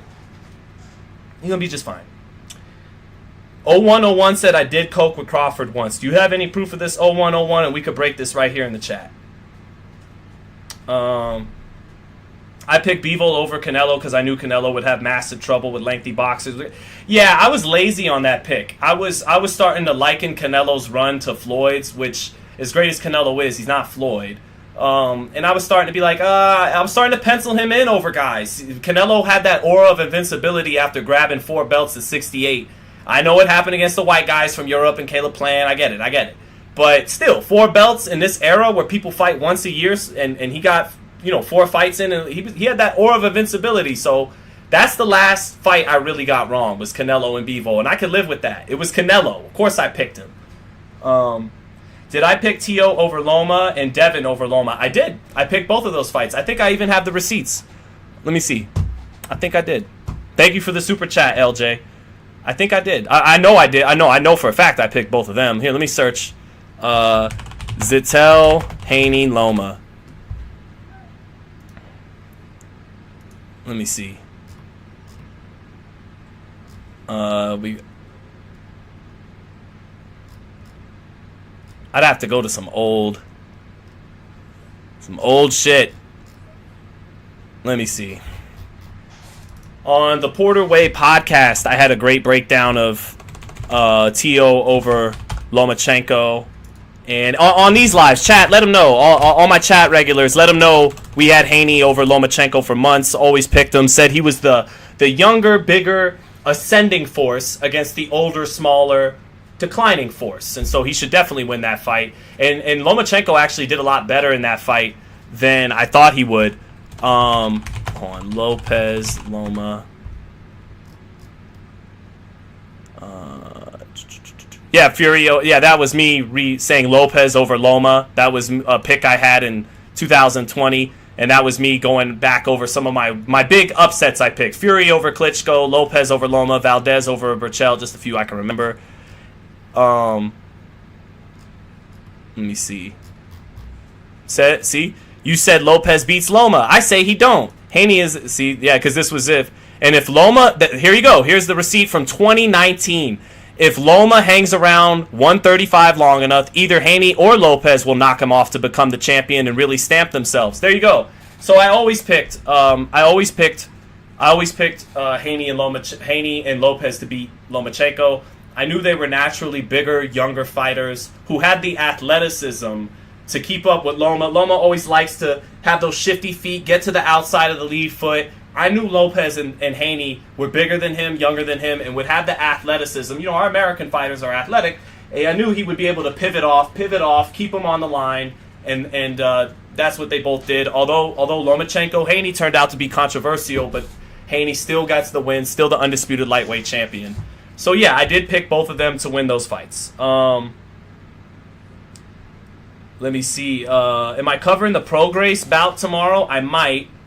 Ray and everything says it doesn't matter. This pick is wrong. Okay, I got you, Ray. You're right. That doesn't guarantee you're gonna get everything right. So another big fight I got wrong. I picked Wilder over Fury the first 2 times. By fight number 3, I picked Fury. I learned my lesson, but I got those fights wrong too. Let me see. Gio Cabrera beat 7 unbeaten. Pitbull's going down. Joshua Cabrera, thank you for the super chat. And brother, I gotta be honest with you. I have to watch more tape on Gio Cabrera, but let's give him a little shine for sure off your super chat. And people that do know Giovanni Cabrera better than me are all saying it's a great fight. Someone I really respect on Twitter, my man Adam Abramovitz, who's an excellent boxing writer. He thinks it's the most competitive fight in the next month, and that Cabrera's a live dog in that fight. So Cabrera, I wonder if this kid is half Mexican, half Italian. Is he Joshua? Joshua Cabrera. Is this kid part Paisan too? He just beat up Gabe Flores Jr. I got a lot of love for Gabe Jr. He's going through it right now, but he beat Gabe Flores Jr., who, already took that loss to Venado Lopez, but Flores is a fast kid.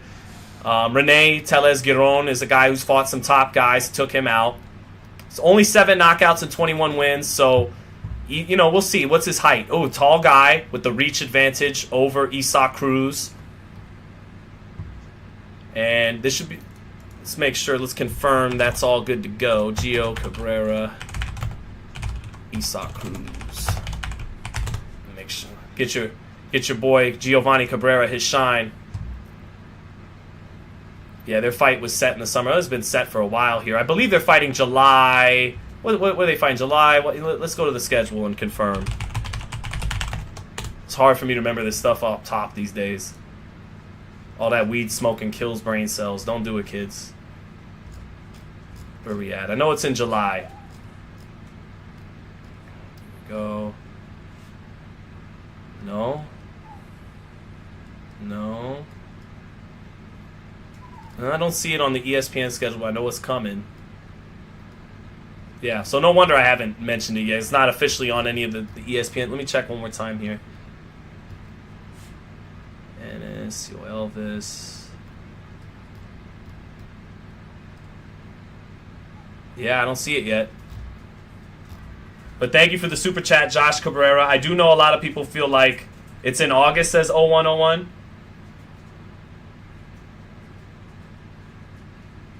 So,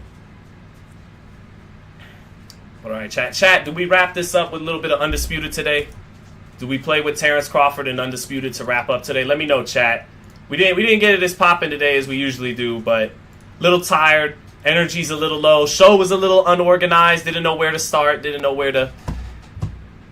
We were gonna go live from LA and New York, but things just got a little too crazy, little too busy. So. Bronco Kid says, Sean Zittel is a blessing to the boxing media game. Salute to you, my guy. Thank you, Bronco Kid. Always, brother. Thank you, brother, for always supporting. And letting me know I'm always going to have some support in the chat. Thank you, brother.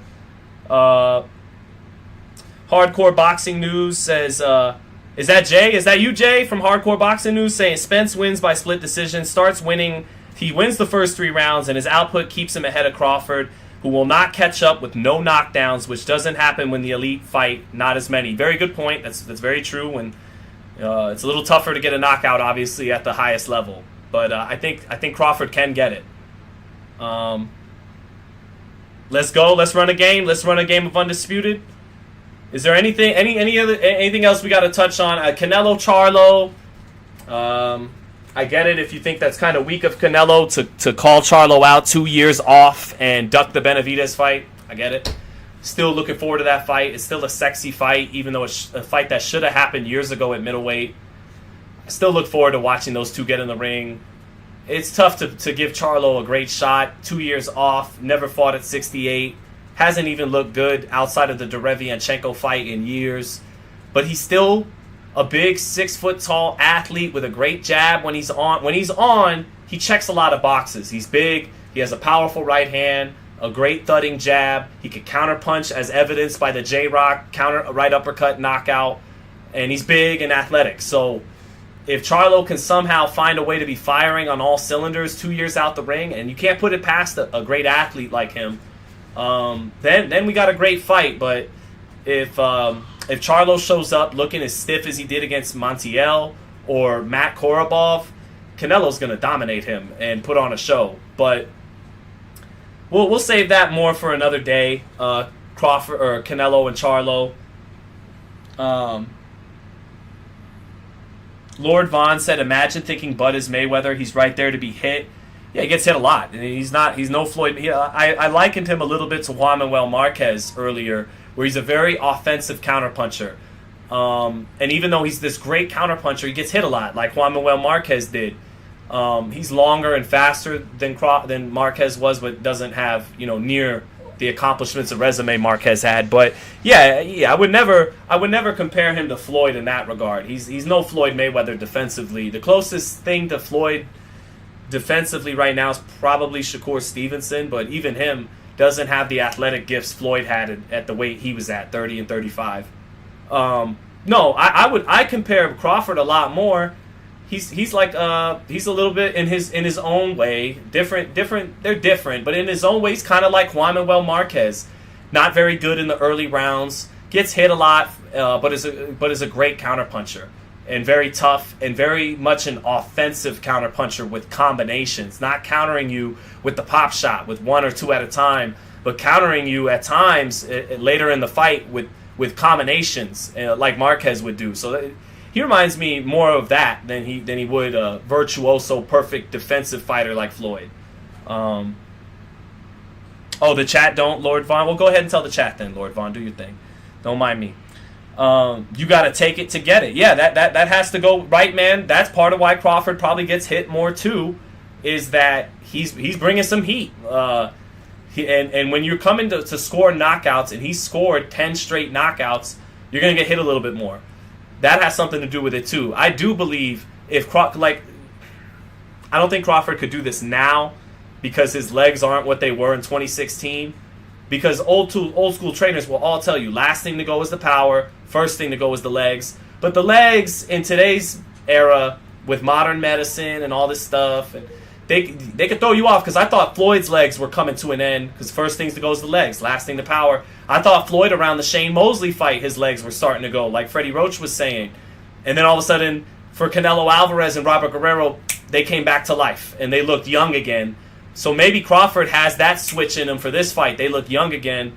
Forgot where I was even going, but Crawford. Why Crawford gets hit a lot? He shut it down in the Victor Postal fight and dropped Postal twice, but didn't go for the kill. That was the last time he didn't go for the kill. And Postal made it the distance because Crawford got up on his bike a lot in that fight. He used a lot of lateral movement, and he didn't get hit a lot in that fight, but he didn't get the knockout. Since then, he's been getting knockouts, but he's been getting hit more. I definitely think the two are correlated.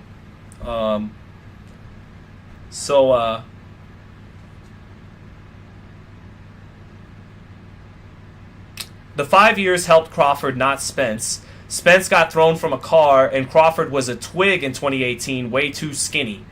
Yeah, he was smaller in 2018, but faster and had quicker on his feet. And even though he's still lightning fast now, even faster back then. And the speed allowed him to counter in even more brutal ways, like in the Jeff Horn fight. I mean, it's Jeff Horn we're talking about, but still. But the benefit is he's more of a full-grown welterweight now. He's grown into it more. And like you said, Spence was better. Spence was better around that time fighting Lamont Peterson and Ocampo. He was just a tank at welterweight. I do think he's sucking down a little bit these days. That's, and then he had the car accident. So, you make a fair point, Lord Vaughn. So, chat, do we want to close with a little bit of Undisputed? We close with some Undisputed. Let's do it.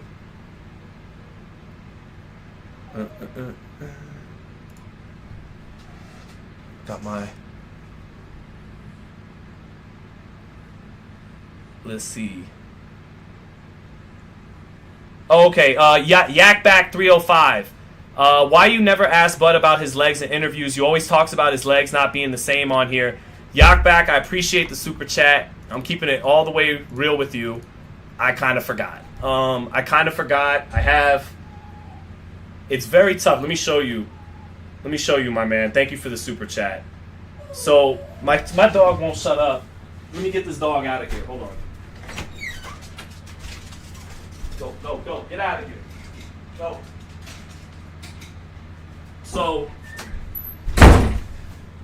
So Yak Black 305, I promise to you, I literally said that to myself right after the presser. I said, fuck, I didn't ask him about his legs. Like, how did I not ask him about his legs? And it was just a little bit of an honest mistake. So when we get ready to talk to these guys, and here it was, the last leg, last one in my notes. How do your legs feel at 35? Are they not as quick as when you fought Postal and Horn? Two different types of powers. Have you gotten as many rounds in as Orthodox? I didn't get to these questions because we only get 2 or 3 off in these scrums where there's a million people trying to ask questions. You only get 2 or 3 in. So, I only got to so many of them. Hold on. I asked them about the counter punching, switching, reference to the size advantage. But basically, I just didn't get to this one, which was one of the last ones I needed to ask. And I regret that. I wish I would have asked Terence that right away, because that's a question I really want answered from Terence. And thankfully, we still got over a month from the fight. So Yakback 305, check back. I promise I will be asking Terence just that next time I see him. So just didn't get to that question. They need to give your boy some more opportunities. We get the most views in the planet. FightHype is amazing too, but we got the most views in the planet.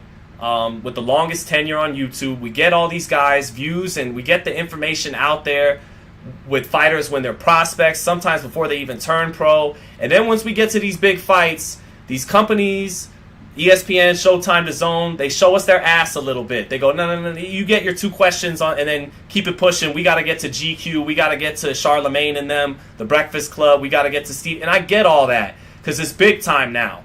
It's not the undercard. It's not little fights. It's not even title fights. It's big prize fighting now. But they got to remember who helped build these guys up in the first place, so that I could get a real line of questioning in. Because fellas and ladies in the chat, running around with my mic with 15, 20 other people around me, and they're trying to speed walk them down the line is not a real opportunity for me to have a real back and forth with a fighter, so that we could really sink our teeth into the fight and the X's and O's, and all I could do is shout out 2 or 3.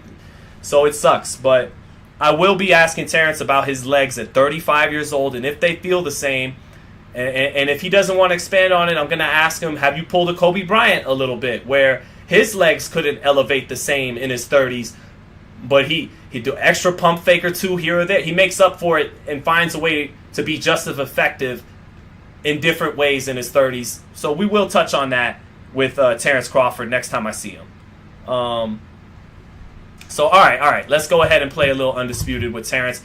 Spence is not in the game. I would love to play with Errol Spence. I'm dying to play with Errol Spence. I'm dying to play with a lot of people in this game, but not everybody gave away their rights to be in the game. So let's close with Terence Crawford. Bebop Jones, bring them on the show. Tag them, chat. Tag them, chat. Tag them on Twitter and tell them you got to give your boy Sean Zittel his time, because the people want some real boxing questions answered. All right. Let's go. Would love to bring him on the show. All right, let's go. Terence Crawford at welterweight. It's tempting to pick him at lightweight, but we'll go ahead and do the welterweight against the big dogs, because that's what he's fighting. He's fighting the big fish. Crawford be lying. He said he fought better Kell Brook. Yeah, Crawford's delusional sometimes, but we'll find out July 29th if it's a good delusional, Michael Jordan kind of delusional, or delusional like, damn, you really thought you were going to stand in front of the bigger, stronger man and bang with him? You got fucked up in that fight. Delusional. We'll see. Next to me for the broadcast, all right. The one and only Johnny Nelson. I feel like a fool. All right, we're taking on Terence Bud Spence Crawford, tweeted and say why they didn't ask him about what. in the world, fighting out of What? Nebraska, Let me see the tweet. USA, Lord one of the Vaughn. greatest of all time. I'm gonna look on Twitter now. Be one hell of a fight. And now for the official introductions, we turn it over to the world. Let's get busy. Jimmy Lennon Jr. Let me see. What'd he say? This bout is scheduled for 12 rounds of boxing. In the red corner, presenting one of the all-time greats, the Hall of Fame legend of boxing, I don't see the tweet. Division champion of the world. Are you beefing with Southpaw 773? No, not at all. I've never had a. I got wind of who this man is from social media. Never spoke to him. Not at all. Three-division champion of the world, Terence. Hopefully he's not Rolly delusional. Yeah, I get it. They'll be fighting under the lights tonight. What a unique environment as we get set for this high-energy showdown. It's cooled down a little bit. The fighters will love that because when they get in, the heat won't.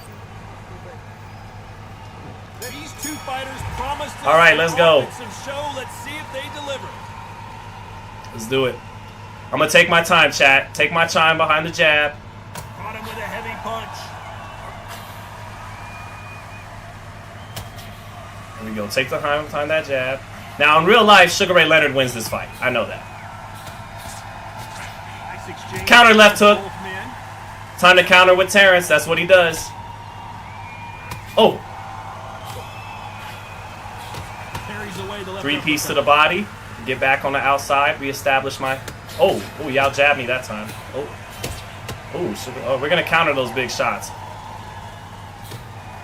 Have you ever danced with the devil under the pale moonlight? That's what these two men are about to go through as they've been talking so Touch him with the much jab and trash counter punch a on little bit social early. media. It's time to settle the score. Good Straight right hand counter counter. from both these athletes.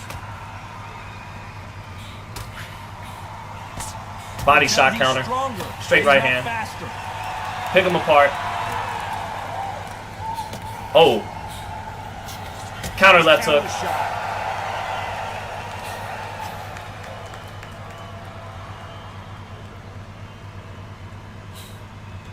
Power jab. He just missed with that Touch left him. jab. Straight right hand. Body shots. Counter left hook. That's how you do it, chat. That's how you win those exchanges. Boom. Power jab. Shot with the right hand. They're both going for the KO. It's so obvious. We're going to walk him into one. Boom. Straight right hand counter. Walked him into it. Seconds to go. Come on, Sugar Ray. Oh, he countered me with a hook. There you go. We got that round.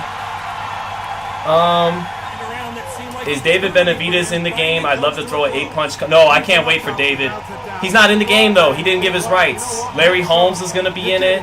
Salvador Sanchez, Eric Morales, I think Holyfield, Riddick Bowe.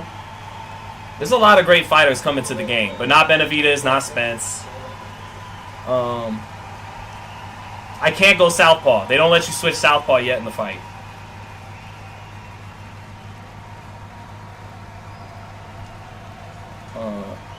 Did I see Errol Spence check Blue Blood for switching up when he interviewed him? I mean, a lot of people made a lot about that, but then Errol went right back over to Blue Blood and showed him respect and answered his question. Like, people kind of left that part out for Blue Blood, that Errol went back to him and showed him respect and everything. So, yeah, at the end of the day, you know, it was funny for people, I guess, or whatever, but I felt like people kind of left out that context of it, that they actually patched it up at the end there, and we're fine. That's what he's going to try and do. So tie him up, hold him, lean on him. Don't get drawn into a fight. Not yet. Not to the Straight right hand counter. I've talked to Blue Blood in person a number of times. Always very nice to me. I'm nice to him. So I'm definitely cool with Blue Blood. So. Here's a counter shot. Nice counter punch. Straight right hand. Both going for the KO. It's so Straight right obvious. hand. Straight right hand. Oh, okay. No, we don't. Let's go back to sharpshooting him. Oh. Go ahead, throw something, Ray. You're gonna get countered every time. Boom, counter. I'm the counter puncher Crawford, baby. Counter.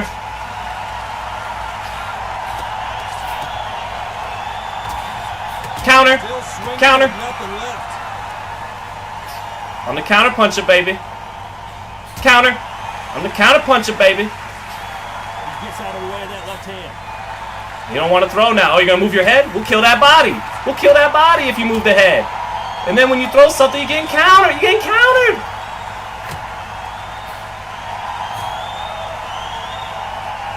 Bump. Counter fighter relies a lot on their instincts and reaction time. Let's just pick them apart, chat. Take our time, pick them apart. Make it look pretty. You're fighting a counter puncher, you've got to dummy a shot. Make them react from that, then react then. I know it's hard to think that way, but counter punching, just watching. Oh, they are just off with the counter uppercut. Let me reset. Counter hook. Counter body shot. Counter right hand. Touch that body and call it a day. 2-zip. Let's go. Well, we're entering desperation mode here. Gonna need a knockout. The bell, sometimes it can be the sweetest sound. Blue blood seems cool, says Highness. Just good. I'm happy you're still in the chat, brother. Blue blood is cool. When I talk to him. There's the bell for round 3. Safe to say that last round was a nightmare. Let's see if we can turn it around here. He knows he's been hurt. He's going to come out and put the pressure on. He's going to throw the kitchen sink at you. You've got to be ready. I'm countering him with that hook if he reaches down again. Be smart because he's going to try and put you under pressure. He knows your legs are done. He knows your head's not clear. Be sharp. Ooh, pick him apart. You see it. Oh, straight right hand. He got me on that one. Really defending themselves. Counter uppercut. Counter hook. Catch and shoot. Oh, pull back, straight right hand. Back to the body. Touch him. Oh, counter hook. Straight right hand. Just pick him up. This is what Crawford does. He's a sharpshooter. He punches in between your punches and counter. And he'll have to do that with Spence. Because if he tries to just, go mano a mano in a phone booth, Spence is bigger, stronger guy. Boom, counter uppercut. Touch him with the jab. Oh, 3-piece. Body shot. Go ahead, throw something. Throw something. Counter right hand coming. Hold on. I'm setting it up. Oh, I'm trying to come over the top with it. Forget it. Back to my grind. Don't sell out on the. That's how he starts touching me. Boom! Let me go for a little walk. Make him reset. Boom! Walk him into a jab. Step off. Maybe now I could land that hard right hand we wanted. There it is. Oh, they didn't give it to me. There. Oh, a little out of range. You know the scorecards are going to be all over the place in this. Kill his body a little bit. Back on the jab. Give me one more counter. All right. We'll take it. 3-zip. You know that bell was sweet music to his ears. The DZ6, they do got to put me in the game, man.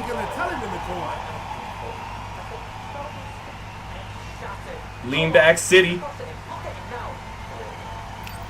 Let's go. There we go in round 4. Who's going to land 3-zip. big shot? Safe to say that last round was a nightmare. Let's see if we can turn it around here. Caught that body shot. We're going to start catching them. You've got to get out there again. Be smart. Be Caught sharp. it. Yep. Don't Caught it. Don't get sucked in. Make him fight. Your fight. Walk him into the left uppercut to the body. Oh, he's trying to sit down on him.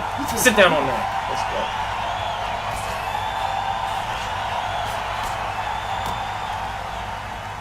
All right, chat. Let's recalibrate here. Get in our groove. This fighter has determined that they can walk through any punches that their opponent throws, and that's a very confident spot to be in. Because you've got a good chin. Straight right hand counter, back to the body. You can still get caught. So you've got to go for this cut there. Okay, Ray. Okay. Okay, Ray. I felt that. Caught them skimming. Go for speed. Ray trying to throw those flurries to the body. Good fight so far. Both of these I'm gonna keep sharpshooting. Nice exchange here from both men. Look at him, just keeps trying to go to the body. We're catching those. He's been showing Tighten the stance up. Let's go. Let's go. I'm going to stay in there for a minute with him.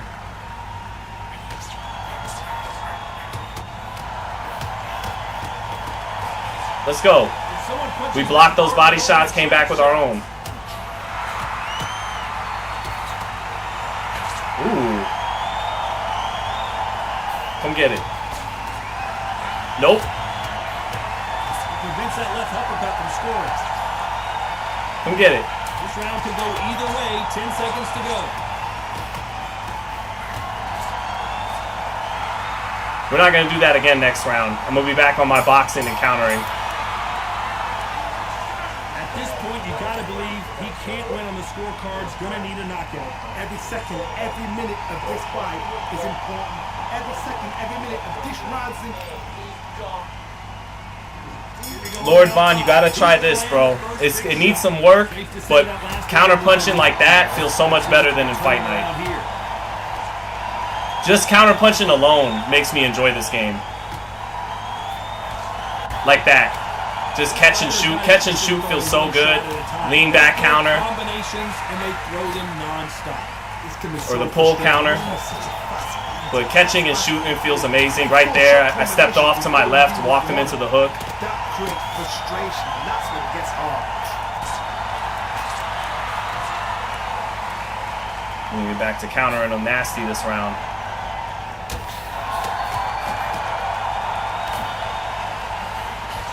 Ooh. Just misses with that jab. Counter. Step off, saw the body shot coming, stepped off to my left. Boom, like that again. Lean back, pull counter. Lean back, pull counter. Catch and shoot coming. There it is, catch and shoot. So you could do some cool shit in this game, man. It still needs some work, but there's some things you could do in this that is better than Fight Night. In particular, counter punching. Like that, see? Like that, boom. Don't just look at the head punches, Big Bro. Look at the body shots. See, I stepped over to my left, took that angle, picking my punches. Boom. He don't know what to do. Put that boxing IQ on him this round. I'm gonna pull back from the jab and come back on my own. Keep it long. Oh, off the count. Let's go, chat. That was beautiful. Do a little dance. And now let's get back to it. Yeah, he don't want to fight no more. We're taking the fight out of him, chat. Yeah, it's worth it, Lord Vaughn. It's worth it. You'll enjoy it. You got a PC. John Charles says Crawford gets hit a lot when he wants to. If he wants to box more, he gets hit a lot less.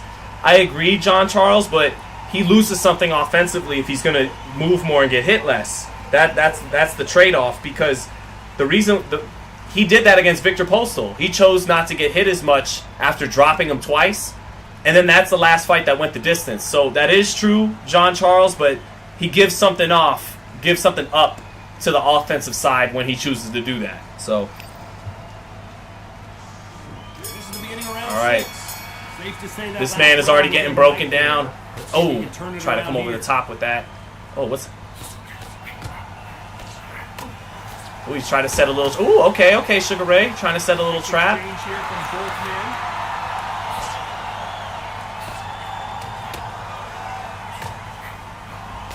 Boom. Counter. Touch that body. How do they use this fighter's aggression against them? I've seen some aggressive fighters. They can He don't know which angle I'm doing. To left, to right. Ba. Oh, counter right hook.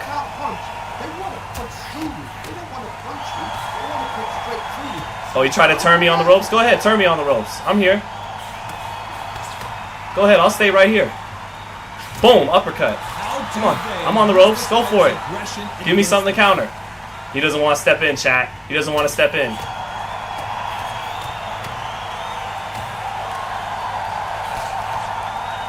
Come on. Like what you're seeing as we reach the halfway. I'll keep it on the inside with him. You can tell he's stronger, but he's not faster.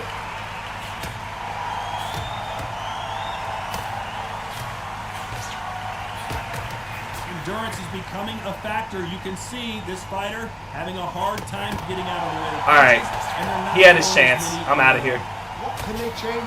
Can they slow We're not gonna make it ugly. Rock'em sock'em robots. Oh, good body shot. Good body shot. Right back at you. Right back at you. Oh. Ooh, good straight right hand to the body, Ray. This round could go either way. 10 seconds to go. Ooh, good body shot. He might have won that round. He might have won that round. What would you tell this guy? He's got to do something different. There's the bell for round 7. Here we go. 6-zip. To find a way to get some momentum behind their fighter. All right, let's get him out of here, chat. Let's start putting together the right shots to end the fight. And style it out. Get on the back. Ooh, good counter. Rest on the jab. Be smart and block until your legs come back. Then, put the pressure.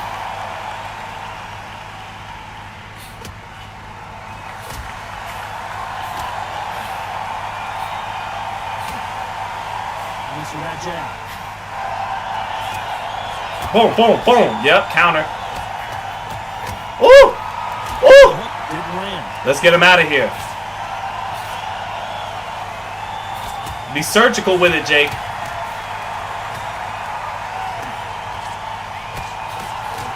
hear that old phrase, second win. You've got to find it somehow. Let's find them shots. Get the right shots in there. You are tired. This can be the loneliest place in the world. If you cheated, now we're going to find out. Those who thought this would be a mismatch, you are sorely wrong.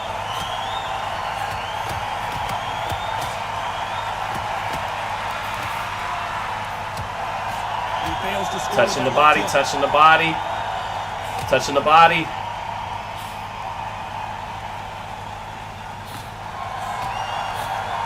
He quit. He quit. That's why I'm no Mashanko. He quit, chat. No complaints there. He quit. The crowd agree. I agree. The ref knows. Man quit out of frustration. Do we leave on that or do we do another fight? I look forward to fight number 2.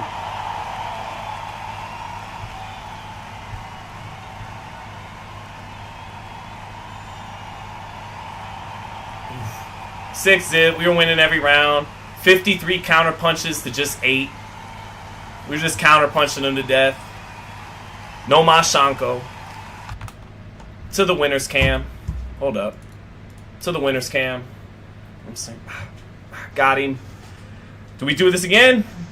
Chat, let me know. Do we sign off with that dub or do we play one more match of Undisputed with Terence Crawford? Press 1 in the chat for more Crawford Undisputed. Press 2 if you've seen enough for today and we should sign this thing out.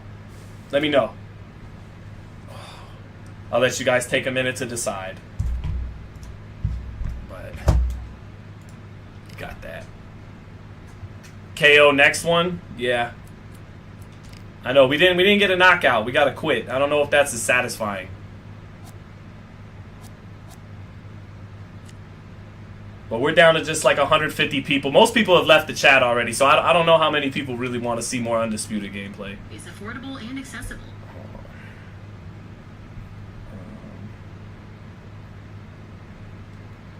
One. Okay, that's 3 1s. 1, 1. Okay. 1. All right. Thank you, fellas. Because I need to know that someone out there is watching, that we're not just playing into the void here. So y'all want another one with Crawford? Okay. Uno Mas with Pac. There is no Manny Pacquiao or Tupac Shakur in this game. There's no Pac, unfortunately. But all right. I got 1, 2, 3, 4, 5. I got 6 people who still want to watch. I guess that's good enough. What would I be without you guys? So let's do it. Let's play another with Crawford.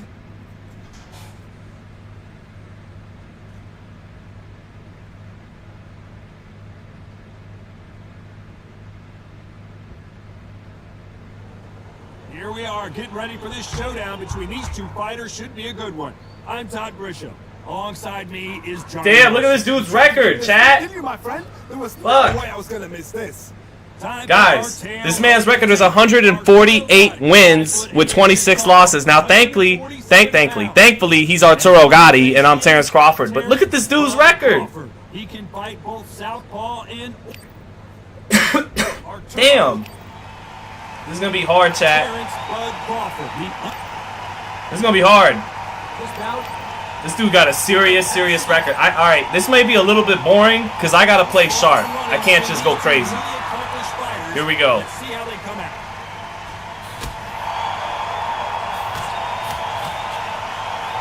Counter. Shoot with the left counter. Good job. Nice exchange here from both men.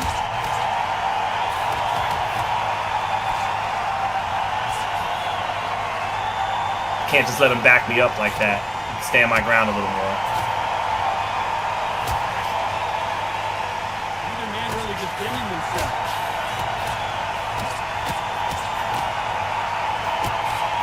All right. This is going to be a high-level fight, I could tell. You guys might be tuning into a good one here.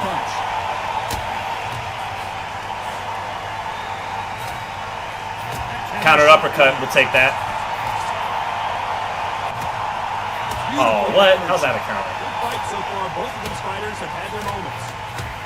Counter fighter relies a lot on their instincts and reaction time. You've got to get in there quick to punch your opponent. Ooh! He gets his fist back to block. They have got great ring IQ. Counter punches are the best. That left counter was perfect. There we go. Time. Ooh, there we go. High-level gameplay, y'all, here on FightHype. Tell your friends if they want to see Undisputed played at the high level, tune in right now.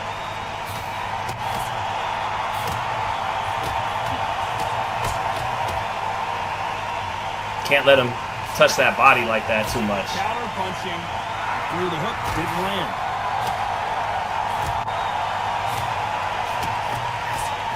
This round's still up for grabs with just 10 seconds to go.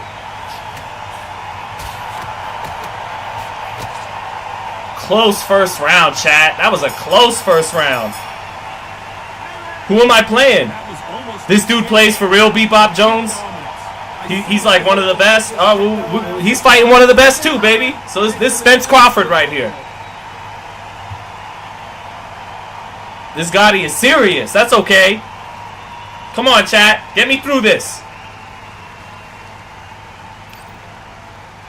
Because only the hardcores are left in the chat, so we got to get through this. This is going to be the biggest win we've had on FightHype Live. Let's see if he can keep his momentum going.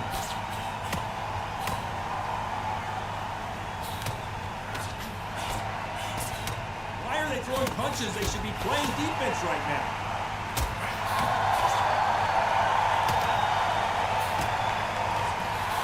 Straight right hand counter. Oh, he didn't like that jab. He didn't like it. Arturo Gotti, we're not going easy on you because you're Italian, you little guinea fuck. We're going to beat that ass. Oh, shit. Why did I say that? Right when I said it, I woke up his guinea pride.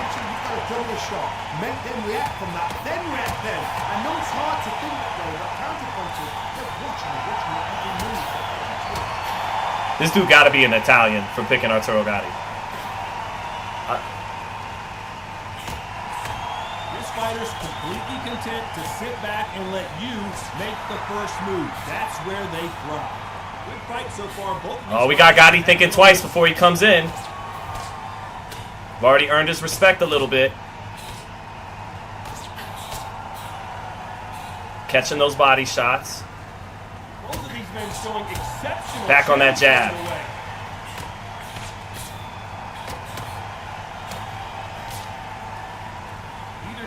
Defending themselves. Good counter to the body.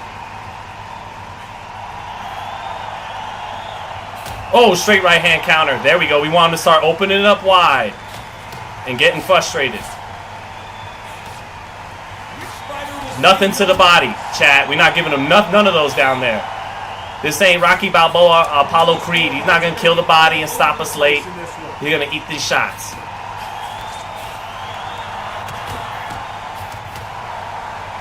I think we got that round, chat. That was close, though.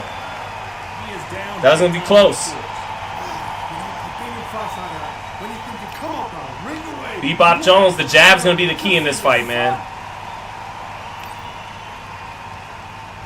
Here we go in round 3. Who's going to land the first big shot? Safe to say that last round. Oh, they didn't give us that counter. I thought I got it off. Oh, good start to the round by him right there. He doesn't put it on him. That's what he's going to try and do. So tie him up, hold him, lean on him. Don't get drawn into a fight. Not yet. Not until the senses have come back.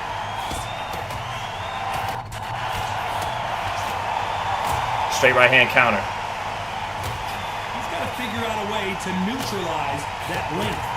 Very smart, very sharp. Kill his body. We're going to kill his body tonight. Not many fights can do that.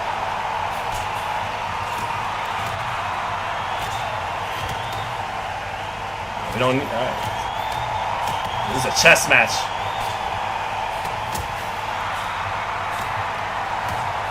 You can tell he's stronger, but he's not faster.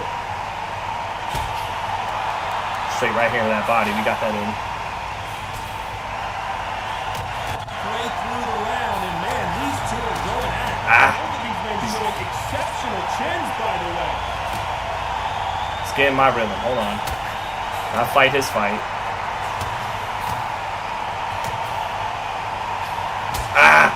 Reached. Both men step back for just a moment. He's having a good round.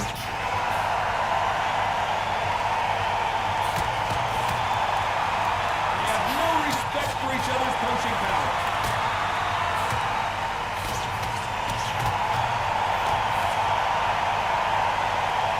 Well, he got me backing up. All right. He's having a solid. He had a solid round.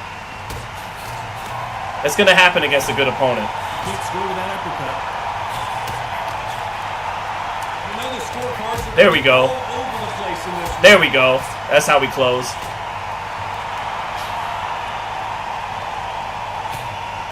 Good round. He might have got that.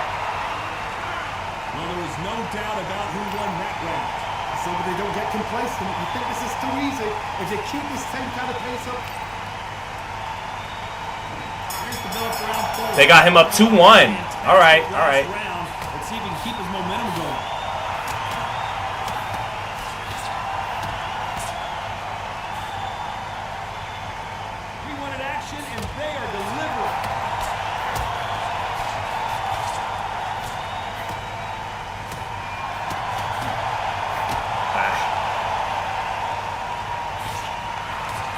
There we go.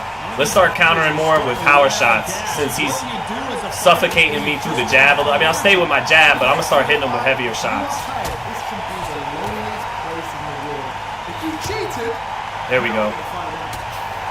There we go.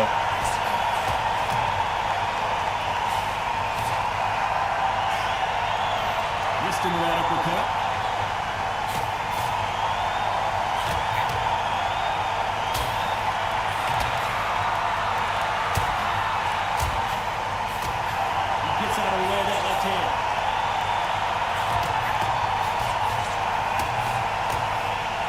To the body. This fighter has determined that they can walk through any punches that their opponent throws, and that's a very confident spot to be in.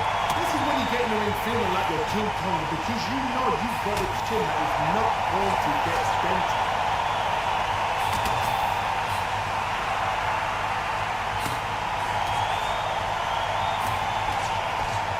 I didn't need to shoot that hook. Keep it tight. Showing exceptional chins, by the way. To the body, baby. We're killing his body. I'm slowing him down. This round could go either way. 10 seconds to go. Straight right hand.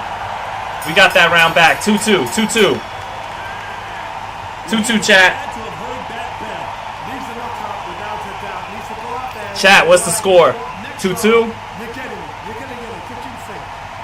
This dude is good, man. This ain't an easy fight. I'm taking this full minute. Hold up. I see people in the chat. The chat has devolved into shrooms. I took shrooms once. Twice. Had a bad trip both times, but then they both ended well enough.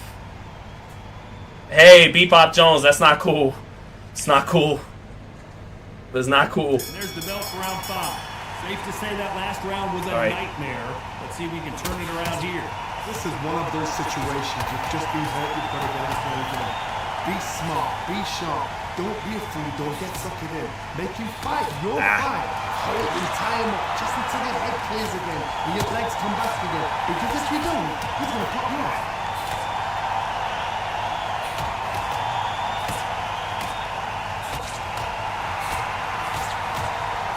If he's gonna keep suffocating me, I'll touch his body back. Oh, he finished with a good flurry there.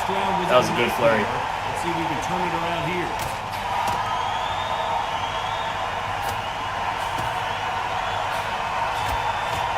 Correct me if I'm wrong, but when you're dealing with someone with so much speed, you've got to get your timing right. Straight right hand in the center of the ring, counter, baby.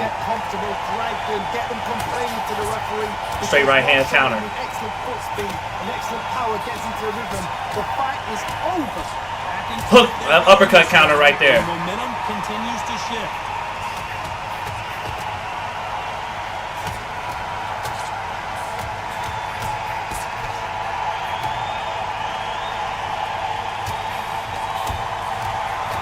Step back for just a moment. Tough fight.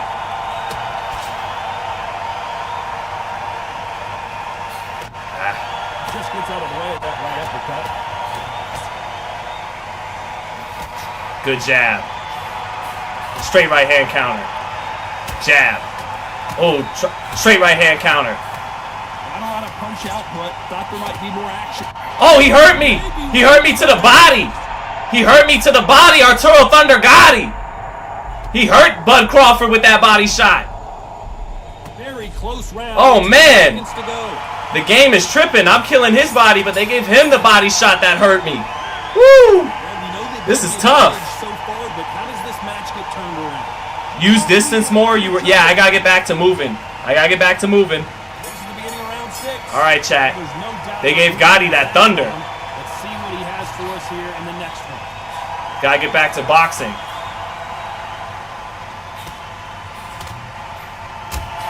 You're a power puncher. You're not as concerned with how many punches you throw. It's about how many you land and how hard they are. You've got to be courageous when you're getting in there with someone that's bigger, stronger, and faster. You've just got to use brain. Come on, give me those counter windows. Fuck.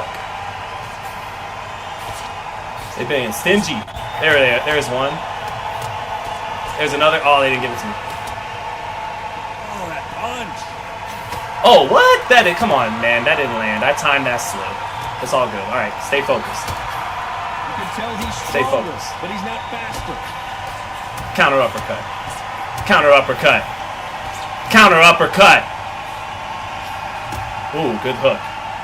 This is a good fight. At the halfway point, and both of So these let's win this fighters bitch. know the Come round on. is still up for grabs. This fighter's sort of the death by 1,000 paper cuts approach. They'll hit you 1,000 times before you can land one.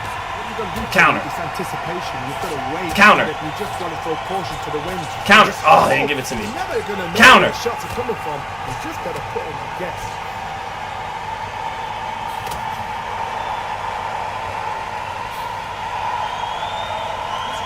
I know, I learned my lesson the last couple rounds. We don't want to stay in front too long. Hit you 1,000 times before you can land one. Counter.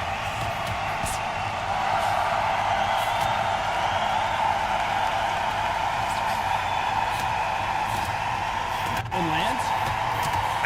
Get out of there. You know the score. Get out of there. We got that round, chat. We needed it. I feel like it's 3-3, but knowing how they like to score against me, it's probably 4-2. We took that round, chat. We took that. After what we saw in that last round, it's pretty obvious who has the advantage here. Andre 23, you know I love my counters, man. That's my thing. 3 rounds apiece. No, they got him up 4-2. How did they give him the 6th round, chat? How the fuck did they give him the 6th round, chat? That was us. We were picking him apart that round. You guys saw it. Alright. Can't let it get away. You both know who the bigger power puncher is. You're gonna get fucked up just for the judges trying to rob me. This could be really intimidating, Todd. If you know somebody's got the punch power, someone's got the speed, someone can take you out with a simple jab. It can be intimidating. Just depends on how confident you are as a fighter.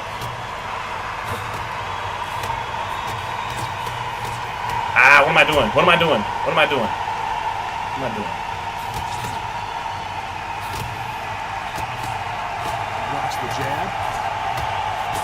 Want that counter. Game's being stingy.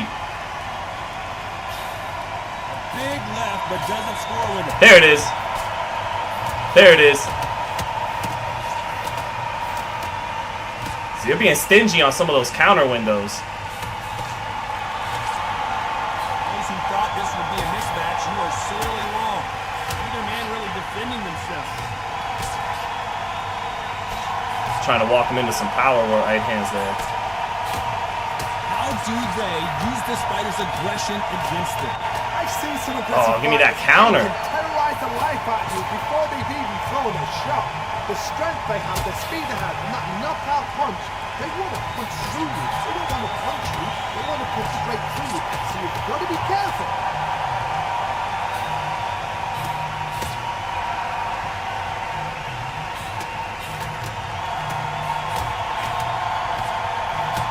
This round's still up for grabs with just 10 seconds to go.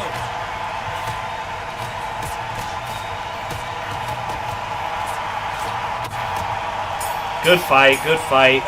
Good fight. Jay says you're going to need a KO to win. Joe Smooth, he's winning for sure. Roberta, hello from Italy. Ciao. Ciao, grazie mille.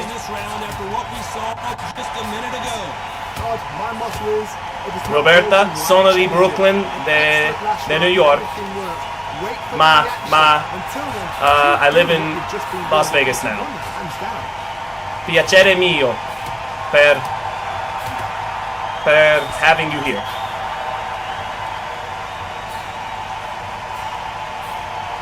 All right, let's go to work. Little Italian distracted me for a second.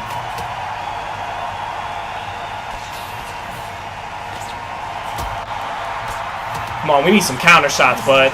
Let's go. We need some big shots. Let's go.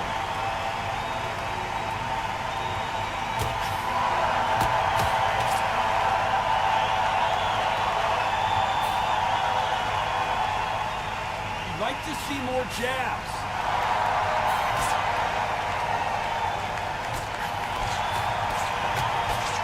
Halfway through the round, and I don't know who's got the advantage. Great stuff. Oh my God, they won't give me these counters. I'm catching up top. There. Now this is about desire. This is about character. This is about want. Give me that counter. Give me that one. There it is. He's getting out of the way of my counters just in time. Props to him. Oh, he's putting his hands up in time.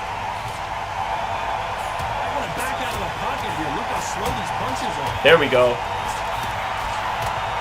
Come on. Very competitive round with 10 seconds left. Come on. I'm tired trying to counter everything. I thought I won that round, but they don't give me any rounds. I'm playing as Terence Crawford, Fernie.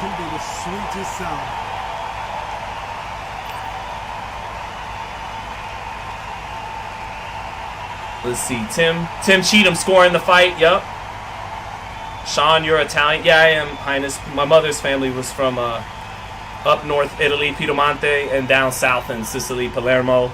But my dad's family was from Ireland and Germany. So, I'm like half Tom Hagen in The Godfather and half Michael Corleone.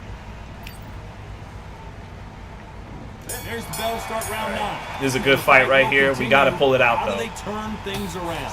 They've had 1 minute to recover. Now they've got to come right now and style it out. Get on the back foot, jab, rest on the jab. We need to close the show to win this fight, man. All right, chat. I'm really gonna try and lock in.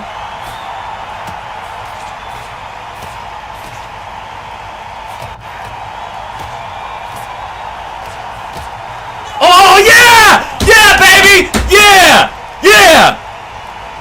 Let's go, chat. Bebop Jones, Brooklyn.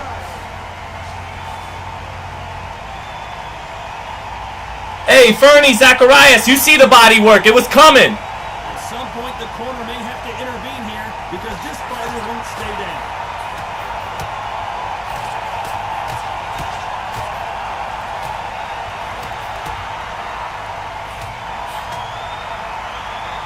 Get my stamina back. Halfway through the round. The bravery being shown here is just incredible. Oh, one. I think it's safe to say one of these fighters certainly has a significant speed advantage. You can tell who it is. Let me explain to you about a fast fighter. Why'd I do that? It's hand speed and footwork. They're relaxed. They're confident. They know they just have a quick fast boom. In a split second, they've let 4 shots go. Their footwork has got them out of the way. But these guys are so relaxed, and that's why they can maintain it all the way through. We needed that knockdown so bad, chat. That was clutch.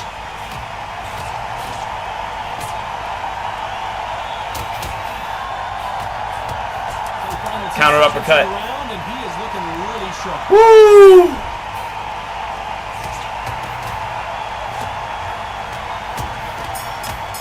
All right, chat. We needed that. It's probably even now. Well, he's got baby legs walking back. Just like Bud in real life, Jay. They believe their fighter has it in the tank. Look at Gotti. He breathing hard. He's cut. What a fight, chat. Look at Bud. Look at Bud. Bud can smell. Yeah. Let's go. Let's go. This is the best fight we ever had on this live. They got it all even, chat. This the beginning of the end after 2 knockdowns last round. I have no idea what they have left. How do you come back from something like that? And twice. Where's your head at? Where's your energy levels at? It tells you you've got nothing left. Woo! No counter? Come on, I step back on it. There's the counter. Punches are this slow.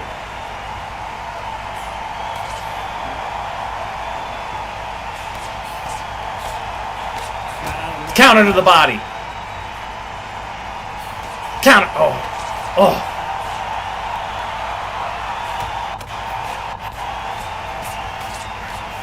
Give me that counter. Oh, he gets it. This guy, he gets his hands up quick to catch my counters. I'll give it to him. Fighters are just gifted with such hand speed, footwork, movement. They are gifted. They are the chosen few. We're at the halfway point of this round, and both of these fighters have had their moments. Still could go either way. Oh, 2-piece. Coming back to life now, starting to land some punches.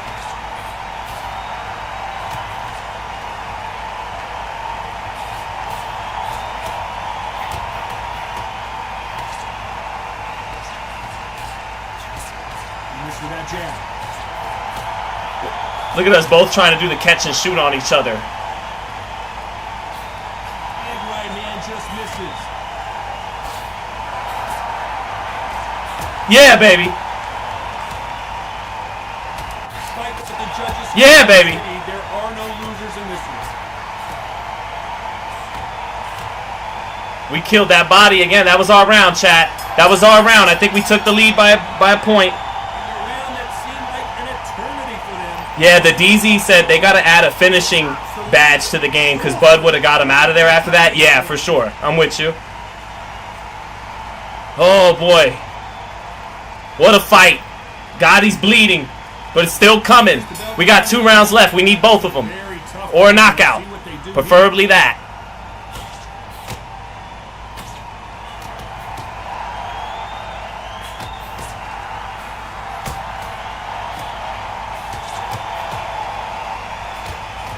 Oh! Breaking him down, chat. And bunches, that's the mantra for this fighter with that exceptional hand speed.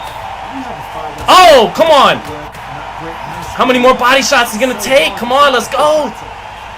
I'm nervous playing this guy. I don't want him hurting me again with a left hook.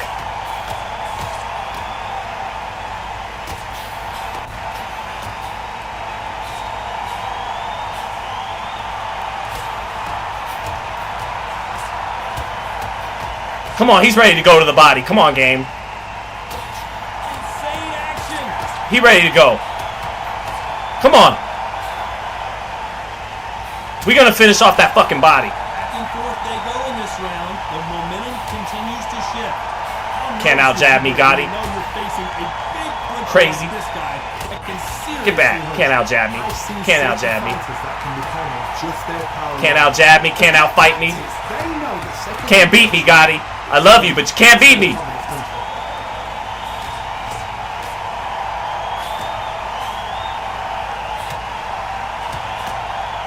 Okay, hold on. He's landing a few shots. Let's keep it sharp. Not let the round get away from us. When you know you're facing a big puncher like this guy, that can seriously hurt you. Come on!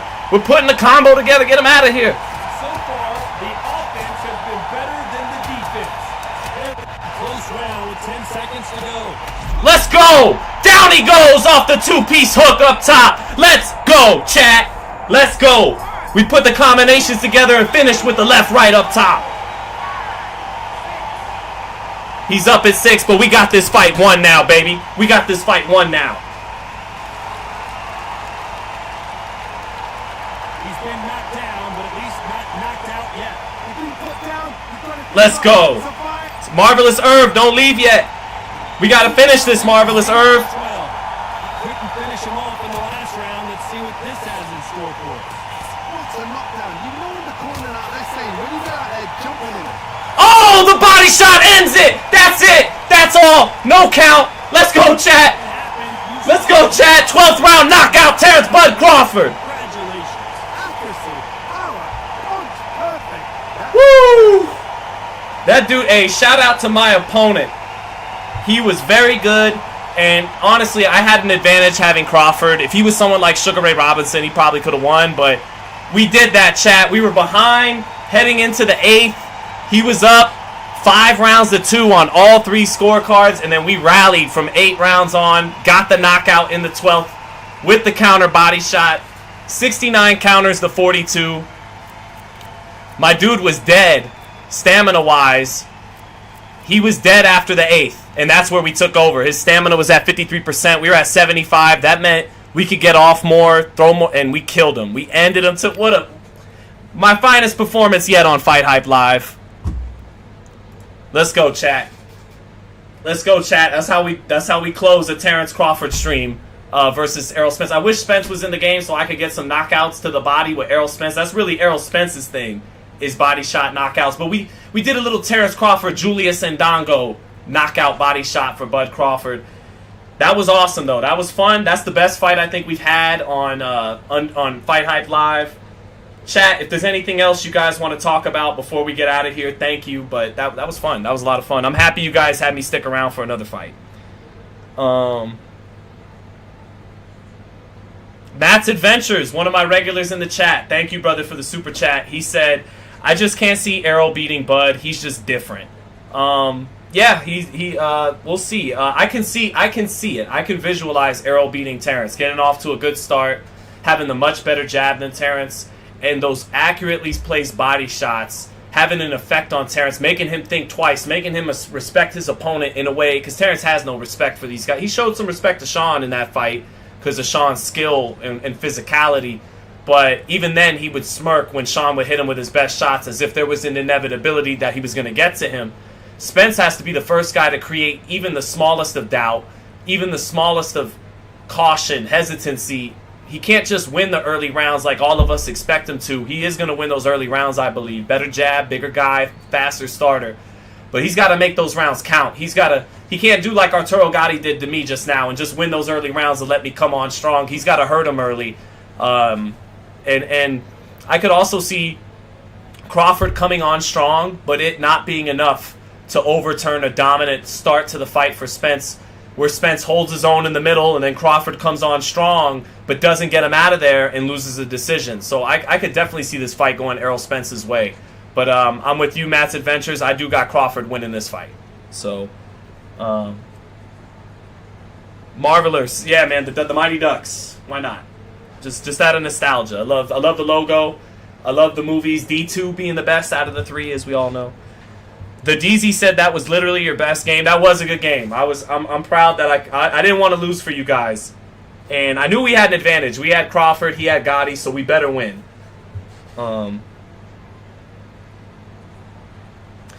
Hi, Dan Gore said Sean Porter said on Boxing 24 that he's betting on money on Crawford, which makes it interesting. Yeah, I do imagine Sean's giving a slight edge to Crawford, but just slight. Jay said, interview Lamont Roach before the fight with Hector. Yeah, I should. I could probably get in touch and reach out to Jay. Thank you for the super chat, brother. Let me go ahead and check what their official date is, and then I could probably reach out to Lamont or someone from Lamont's team on Instagram or something, and go ahead and let's see here.